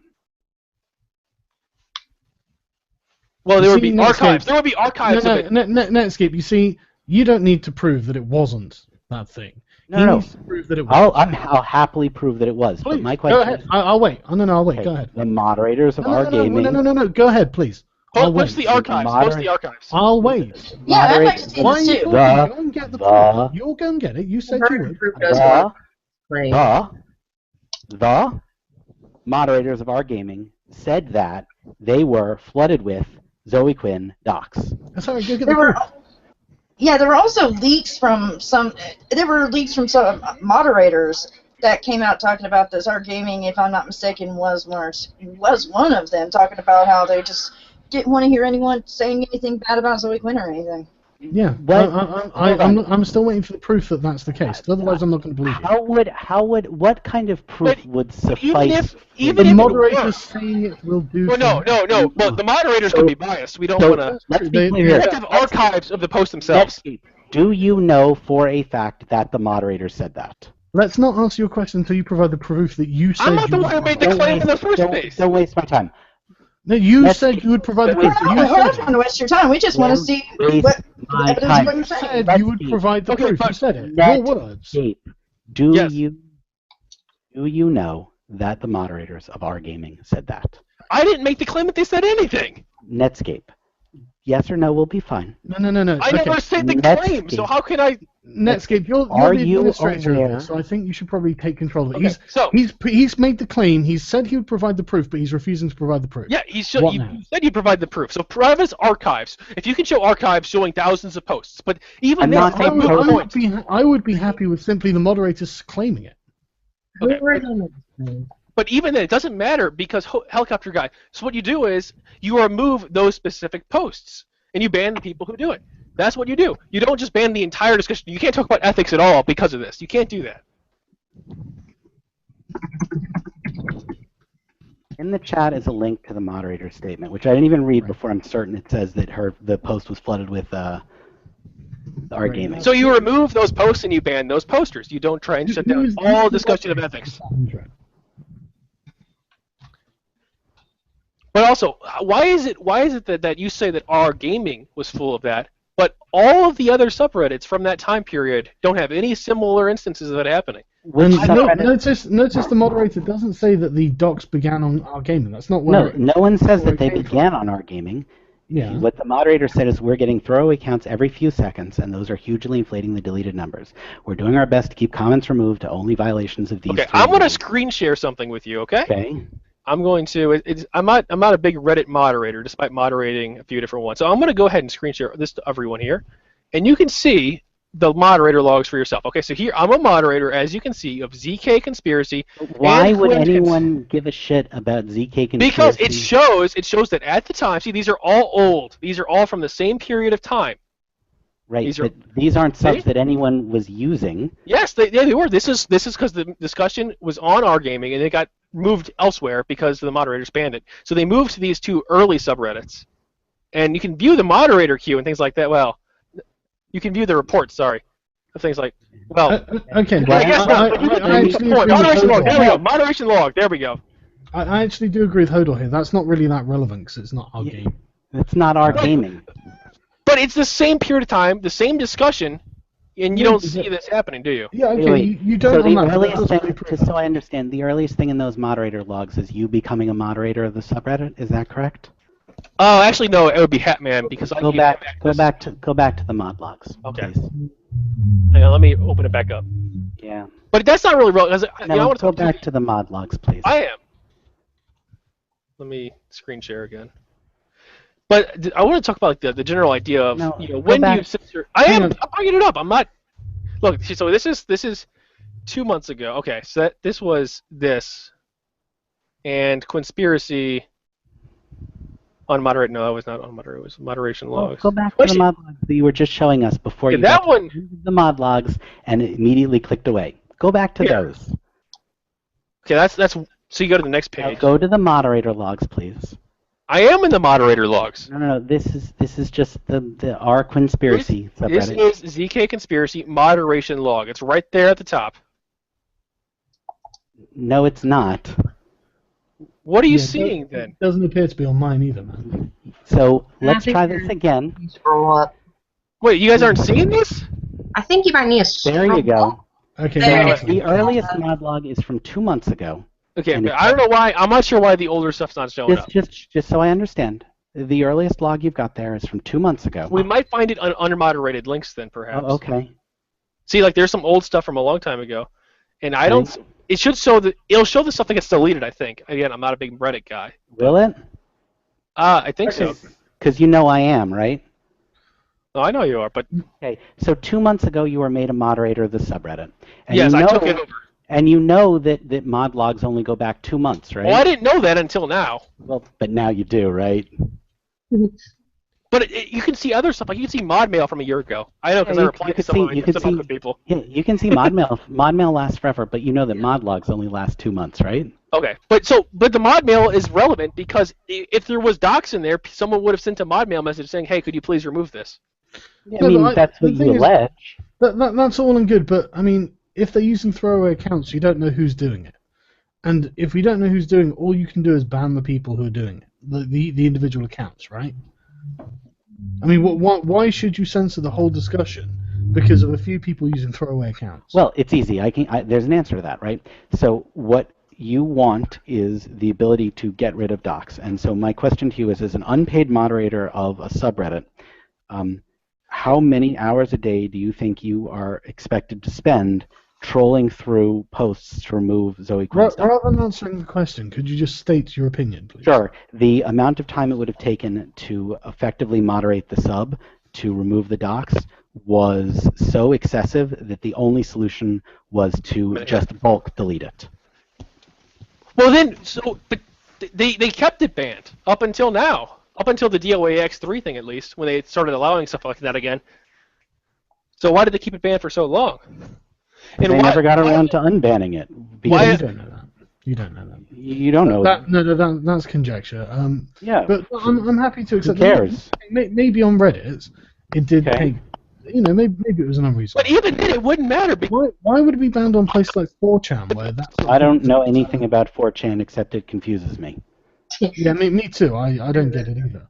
but that's not they're not 4chan rules, are they? So I don't know anything about 4chan except it confuses me. Okay, so but well, let me explain, because it looks very much like Moot was kind of cooperating with the people who wanted this information suppressed. Okay. Yeah, he had ties to Gawker, didn't he? I don't know anything about 4chan, so I don't know why you're asking me to talk about it. I'm not asking, I'm telling you. I'm informing you about stuff you don't know about. Right, but what you're informing me doesn't appear to have any basis in evidence. Right? He just told me that Moot has ties to the Gawker people, which that's an invention. No, it's not an invention. Okay. It's just that you don't know what's going on. Right. So, but I know a lot of what's going on. Everyone's lying when they speak to you. Is that? No. Right. Okay. By the way, I'll be back in about 2 minutes. I'm setting up my laptop in the garage. I'm on my desktop right now, so I'm gonna move my laptop over there so I can go to the garage and not. But I'll have a worse connection, so if I cut out every once in a while, I apologize. So you guys go ahead and continue without me for about a minute or two. All right. And then, well, actually, let's move on. I want to sort of plant. I'll put the link in the comments. Okay. I'll plant the seeds of an actual discussion here. Like, we're talking about stuff and history and all that. But go ahead. You can go ahead and share that. You guys can all do that. I want to plant the seeds for the next conversation. So, talking about internet censorship. Like a big thing that gamers have been opposed to lately is banning of discussions. And banning people that they don't like. So when do you ban somebody? Is it when they do something bad, like dox somebody, or is it because they have the wrong political opinion, or where do you draw that line? And I'll let you guys go ahead and finish your discussion, then you can focus on that. Again, I'll be AFK for about 2 minutes, 3 minutes maybe. So have fun. Lauren, you're in charge while I'm gone. Okay. Sorry. Okay, I apologize for any background noise going on. My boyfriend's been on a MASH marathon, which, by the way, if you haven't checked that show out, do so. It's actually pretty good. But, so I'm going to do a screen share. And, okay, this was one of the links that Hodor just actually posted. And here you're seeing, this has so many, points to it. So 30 seconds ago, I saw 2 posts that politely asked the mods why they are doing this and what it means for the state of subreddit get deleted. Those posts were not in violation of any of the Reddit-wide or even subreddit-specific rules. And there are several people also saying that we saw a lot of conversations that were polite, and someone here said, one was mine. I made an honest attempt to be civil and find answers. I made that thread in an attempt to prevent a witch hunt, which the mods here obviously care little about. Now, here's the thing. This does have to do with our gaming real quick. Right here, okay, Total Biscuit had made a post and basically saying that if Zoe Quinn did DMCA Monday Matt's video, then it was wrong. And this is the... Hang on, let me go now. This is a reaction. All of these posts, over 25,000 replies, massive... Bulk deleted, every single one of them. So, yeah, so let me explain to you why. I can explain... Because one or two bad apples? May I? So, every single post... I don't know, you've interrupted me a number of times. Okay. Every single post on our gaming that had anything to do with Zoe Quinn at that time was flooded with her docs, with private pictures of her or public pictures of her or whatever. I don't even care. Prove it. Flooded. The post I linked said it. I thought we were okay with the moderator saying it being proof enough of that. I never agreed to that. Okay, so what can I do to prove it to you? Show me screen caps, show me actual proof of these. So if I didn't screen cap, if I can't show you screen caps of Zoe Quinn's docs, you won't believe that they were being posted over and over again. I just want some evidence that what you're saying is the truth. When the moderator, right now, all I have is your word. When the moderators wrote that, when the moderators wrote, currently we're having to remove a lot of posts and comments due to these 3 rules. We're getting throwaway counts every 2 seconds. Those are hugely inflating the deleting numbers. We're doing our best to keep comments removed only violation of these 3 rules, but they're happening at an alarming rate. That isn't proof enough for you? No, but especially when you look at a lot of the people that replied saying that they saw a lot of comments that wrote no rules whatsoever. Let's try this again. try this again. Can I finish a fucking sentence, agree please? with you that they bulk deleted everything, because later on in the post they say we bulk deleted everything. Okay. Good for them. The thing is, though, like I'm saying here, okay, I would like to see evidence of what you're saying. I mean, anyone can get on a subreddit and post anything. I could get on there and say that Zoe Quinn fucks kittens. That doesn't, you know, if I say it on my if I'm a moderator of the subreddit and I say it, by your logic, that should be proof, my word alone. And so here's that's not at all what I'm saying, right? That is exactly what you're saying. What you're asking me to do is show you that Zoe Quinn's docs were being posted over and over and over again on our gaming, right? Yes, I would like to see if that but actually you don't happened. believe the moderators of our gaming when they said that was No, and I have no reason to. Moderators Yeah, they are. They have been proven time and time again to be biases all the time. I'm not saying they are. I'm just saying they can be. They can always. Wait. So what proof? Now you just said that you had actual proof of something. I'm very clear as to why I think that Zoe Quinn's docs are being posted. I just showed that proof. Your proof was someone saying you bulk deleted everything, including the thing that I wrote. No, a number of people, and I also showed you a screen grab of that. Everything.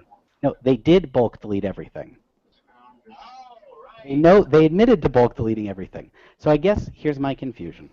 They're not saying that they only deleted the docs. They're saying they bulk deleted everything. And people saying you bulk deleted everything is them agreeing. So there were people that were saying, look, there were countless, threads from people that were just trying to have an honest conversation about what was going on, trying to figure out what all was going on.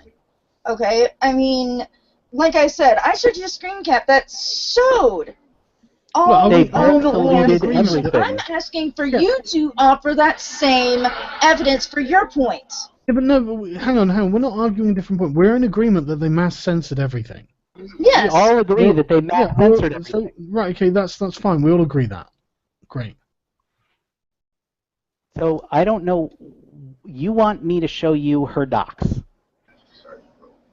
No, she's not asking to see her docs. She's asking to see proof of it. But either way, we don't need to, because I'm happy to believe that someone may have done that. It was thousands and thousands of people there. People can make burner accounts. People can do that. What can you do? There's literally no way of preventing that.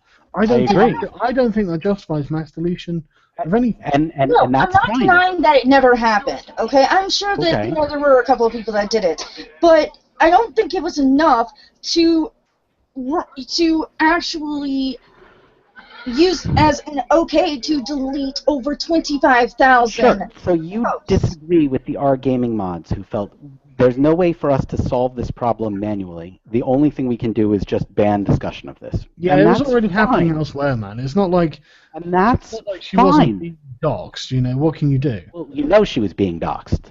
Yeah, I know. Over and over and over again. But that's the point. It's not like banning the thread on R Gaming is preventing her from being doxxed. Right. So because she was being doxxed elsewhere, it would be okay for her to be doxxed on a thread on a board that you controlled. Okay about it. What I'm saying is, if we're talking from practical measures, then didn't prevent the doxing, did it? Mass censoring didn't prevent her doxing.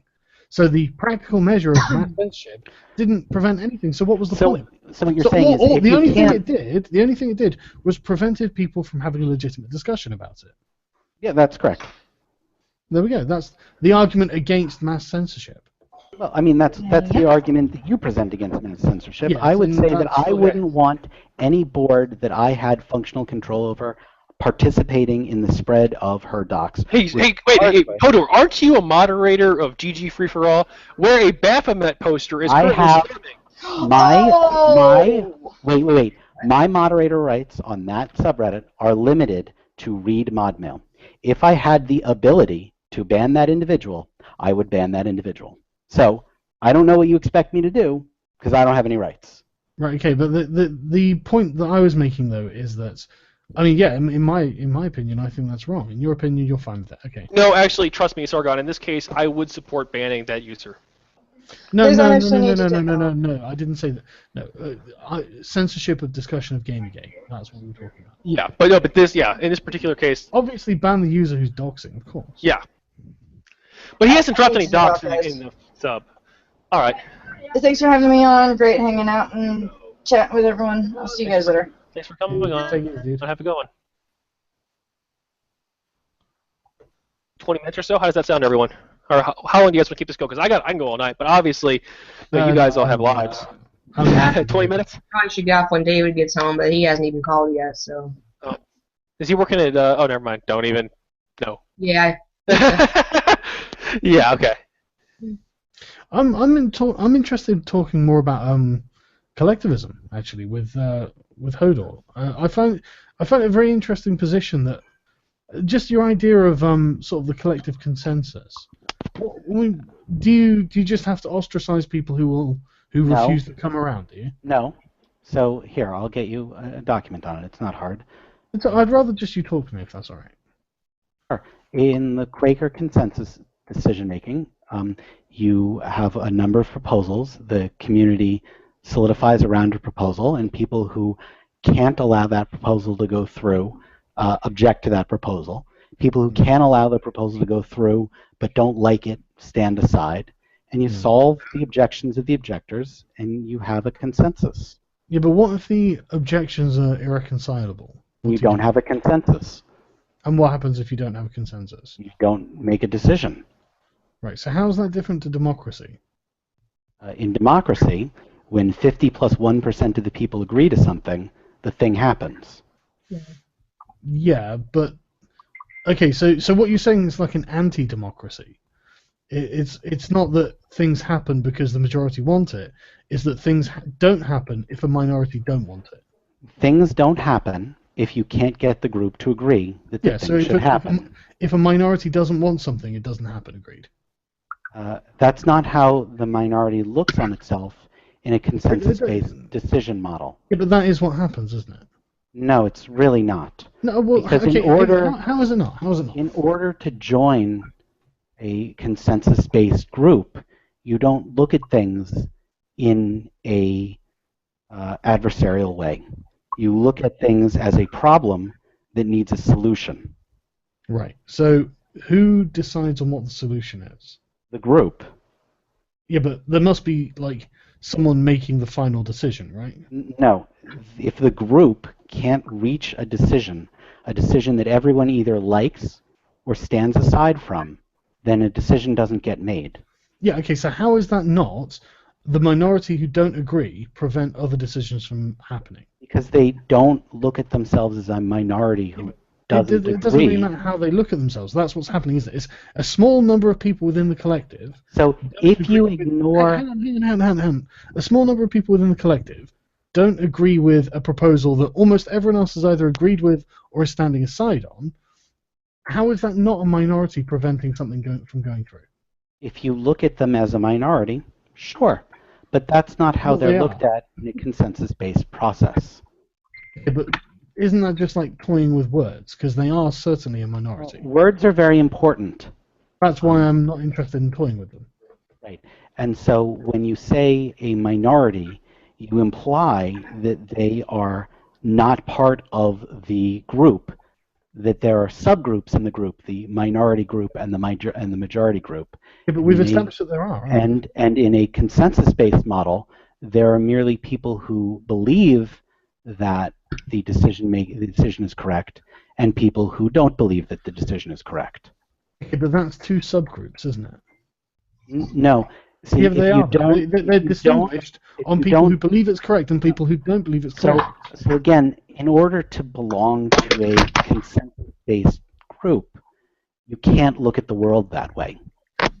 Okay, so you've got to deny reality. No, you do. No, you do. You've literally said we don't want to split it into two subgroups, and then you split it into two subgroups and told us you don't want to split it into two subgroups, and then you have to stop yourself from thinking about it that way, which means denying reality. No, I understand that conceptually the process of, say, Quaker-based consensus decision-making is difficult for you to get your hands around. No, I understand what you're saying.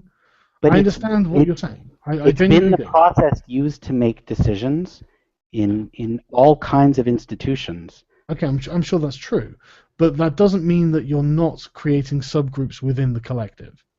Right, but only if those groups look upon themselves that way.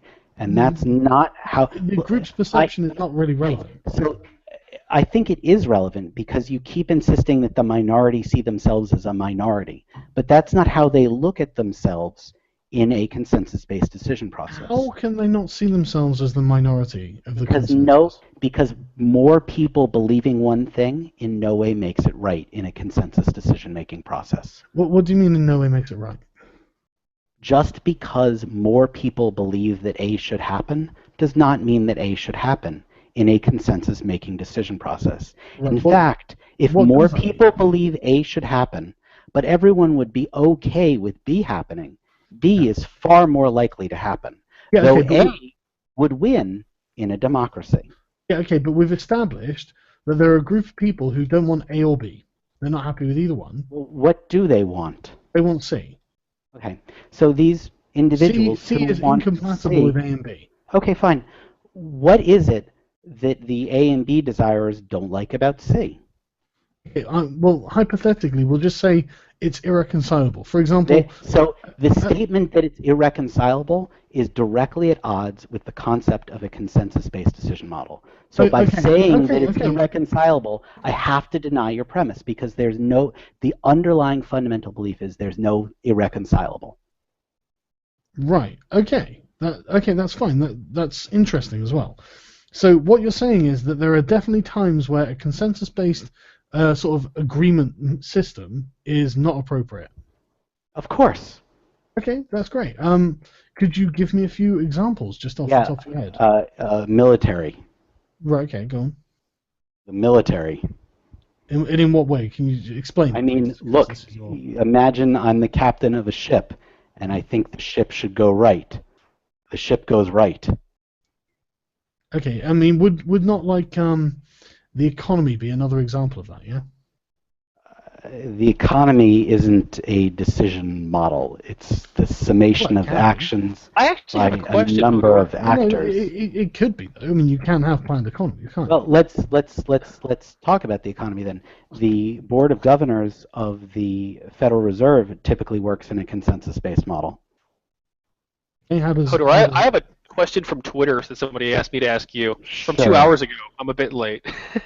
Sure. They asked, would you buy Grand Theft Auto 5? And I'm going to add to that, and if not, why? Do you mind if we stay on topic a minute? Well, I was just taking a question from the... Easy answer. I would buy Grand Theft Auto 5 if it came out on the PC. I'm not buying any next-gen consoles. Well, that was all. I just wanted to take a question from the chat. Go ahead, Sargon. Sorry, I'm going to cut you off. Yeah. So there are distinct times when a collective sort of based decision making. You said the Quaker model. Did you say it was? It's the Quaker consensus model is the one that I'm referring to. Right. And are we talking about the religious sect, the Quakers? Yeah. Yes. Right. Okay. Okay. So there are definite times where this is not an appropriate model to use. Of course. Right. Okay. Great. And what do you do in times that it's not appropriate to use? You use a different model. Okay, what other models have you used? Have I used? Yeah. I mean, I'm the boss, so I've used an authoritarian model. Okay. I live in the United States, so I am part of a republic. I mean, what I can think of. I used to belong to a bunch of debate societies, and those were all parliamentary. So I've used a number of different models. Okay. Right. Okay. That's cool. You see, I'm wondering why, like, the Quaker model, is it preferential or what? No, it works better for some things. Okay, but that's the thing, isn't it, Dad? What things do you think it works better for? Because I think that in almost every case that you've given so far, any other model works better than it. Well, I would say that it works best in scenarios where your decisions affect the community, and that community is small enough to weigh in on those decisions. Okay. So, for example, like a university, right? Yeah, like a university. But what about the people who aren't being included? Well, why are they not being included? Because they disagree with the idea of having to change their position. And why did they stand aside? Why didn't they block the decision? Well, they're trying. That's the thing. We're talking and they blocked the decision. I guess I'm confused. Yeah, but that means that the majority doesn't get to do something because a minority doesn't want to. Again, they don't look at themselves as the majority and the minority. Yeah, but it doesn't matter how they look. You don't get a suboptimal solution that creates... Yeah, you get no solution. No, you get a different solution. Well, how? How does that work? If this minority is saying, look, we're not going to agree to this, then let's talk about something that doesn't set you and I ill at ease. Let's talk about something we could probably agree on. None of this sets me ill at ease. I'm okay, very happy.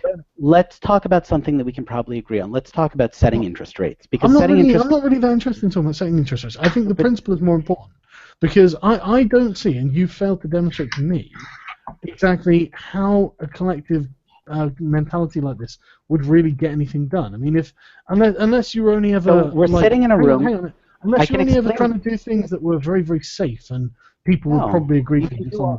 You're sitting in a room, and a number of people want to do different things. One guy says we should allocate all the money to the party fund, and another guy says we should allocate half of the money to the party fund and the rest of the money to the newspaper. And the third guy says, fuck this, we shouldn't allocate any of this money to anyone, we should just give it back to the students, right? You could take a vote, and if we took a vote, probably what would happen is we'd allocate half of the money to the party fund and half of the money to the newspaper, right? Because... sorry, was that one of the options? So it's quite late. It's quite late here. So guy A wants all the money to the party fund, guy B wants half the money to the party fund, half the money to the newspaper, and guy C wants all the money given back to the students. So B is the most popular... B would win in a democracy, right? Because A and B would conspire to fuck C. No, they wouldn't do anything of the sort. They're not things, are they? Person A and person B would agree with each other that person C is dramatically at odds with their proposed solution, and that they can cut a deal whereby the newspaper gets some and the party fund gets some and the students don't get shit. Yeah, but you don't know that they cut a deal. That's just assuming the worst in people. No, that's kind of how... It's assuming they're bound to cooperate secretly. No, not even secretly. I'd just do it in public. Okay, well, I'm sure you would, but I wouldn't do that. So I disagree with that. We have about 10 minutes left as a heads up. I don't see why we'd necessarily have to assume that. But don't you think that would be the most likely way for things to go? I suppose if the people doing it were particularly corrupt and didn't see that. No, why is it corrupt for someone? What's corrupt about that? Right, you don't think it's corrupt to rig a vote? I don't see how it's rigging a vote.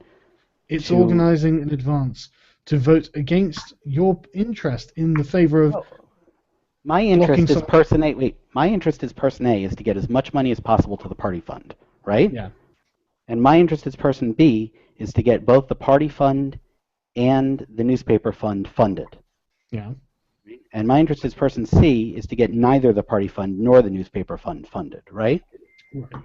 So with those three things and those three voters, doesn't half the money go to the party fund and half the money go to the newspaper? Course, but that's not due to a conspircy. I never said it was due to a conspiracy. Well, that's due to the pattern of democracy. Yeah, that's due to democracy works. Yeah, it serves the most people the most it can. Yes. Now let me tell you what happens in a Quaker system. Okay. With those three people in a room. Sure. The party A and party B say, how about half and half? And party C says, no, we need to give something back to the students. I will block a half and half decision. And party A and party B say, oh, well, that's not good. So we need to figure out an amount that we're going to give to the students. And the way it works out in the end is that they come to an agreement where the guy who wants to give all the money back to the students finds something that he can live with. And the guy who wants... What if there isn't something he can live with? That's based on the assumption that there's something he can live with. Then no one gets anything they want. Exactly. So that's why I'm saying it's a negative way of doing it, isn't it? It's about preventing the majority from acting if the minority doesn't agree. Yeah. If you insist on calling them the majority and the minority, it's about not allowing people to trample on other people and treat them without agency. Right. Okay, there we go. It's about not allowing other people to do things. Okay. There we go. That's fine. That's all I wanted to hear. Thank you. Okay. By the way, we'll be closing the stream down in a couple minutes thoughts and say if you want to promote your YouTube channel like that. Also, there will be an after show run by Mr. Cannabis Curtis here I'm going to put a link to his YouTube channel and his Twitter in the description of the video, as well as everyone else's here. Sarah, if you want to give me your Tumblr account, I'll link to that if you want. Oh, no. So, no. okay. I'll give you all a chance to, say about the discussion. And then, of course, if you want to continue, you can go to the after show run by Cannabis Curtis, who is here with us right now. Welcome, Cannabis. Yes, everyone. I'll be running the after stream on my channel. It's at Cannabis Curtis on Twitter. Contact me there. Yep, I appreciate you doing that, bro. Thanks for inviting me. Thank you. Yep, no problem. And a link to his after show, well, his YouTube channel rather, would be in the description under guests. I'll put it there in a minute. Just one sec. All right, so might as well just put a link in the chat because I've never used Google Hangouts. Okay, 1 second. Okay.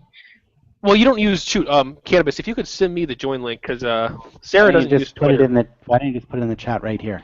Well, yeah. Well, he has to launch it first, and he's in a stream. You can't be in 2 Hangouts at once. Okay. So if you want to send me that, I'll send it to Sarah on Facebook. All right, I'll just DM you the link. So yeah. Okay. All right, if you want to DM me that now and set it up, I'll go ahead and transfer everyone over. All right. Bye, everyone. I just want to say hi, Sargon. Thank you. Hey, no Thanks. You have a good one. I'll see you soon. All right, Sargon, do you have any final thoughts? No. I very much enjoyed learning about the Quaker method of decision making. I didn't know about that at all. It No, was completely oblivious to me. Is this something that's well known within the social justice community? I'm not. Yes. Okay. I've never heard it mentioned. I've never. I tend to read. I'm not tremendously a member of the social justice community. I guess I'm giving away my religious affiliation by saying I'm more a member of a number of Quaker communities. Okay, but do you feel that the decision-making process is sort of synchronous and meshes well with the social justice communities? Yes. Okay, that's great. Thanks. Okay, Hodor, do you have any final thoughts you want to say? You want to promote your YouTube channel or anything like that, or? I don't have anything. No, I don't exist in the social media space. It confuses and annoys me. Well, I can tell you, we can agree. How about on you, that Sarah? Do you want to? We can agree on that. No, I got really nice interview. Sargon's not a big YouTuber, you know what I mean? He's not a really big fan of that website. No. The thing I do on YouTube is comment. Okay, well, I guess Cannabis Curtis will be doing the after show. I'll post a link to that actually in the description too. So by all means, go check that out. I'll send all of you here a join link to that. And you guys have a great night. Thanks for coming on. Thanks for watching, everyone. And I'll see you next Tuesday. We'll talk about educational technology. Alright. Share your thoughts as a game developer on Next Tuesday. Your laptop is dying. Yeah. I think it's cutting out. Yeah. Quick, end it. Keep it up. End it. All right.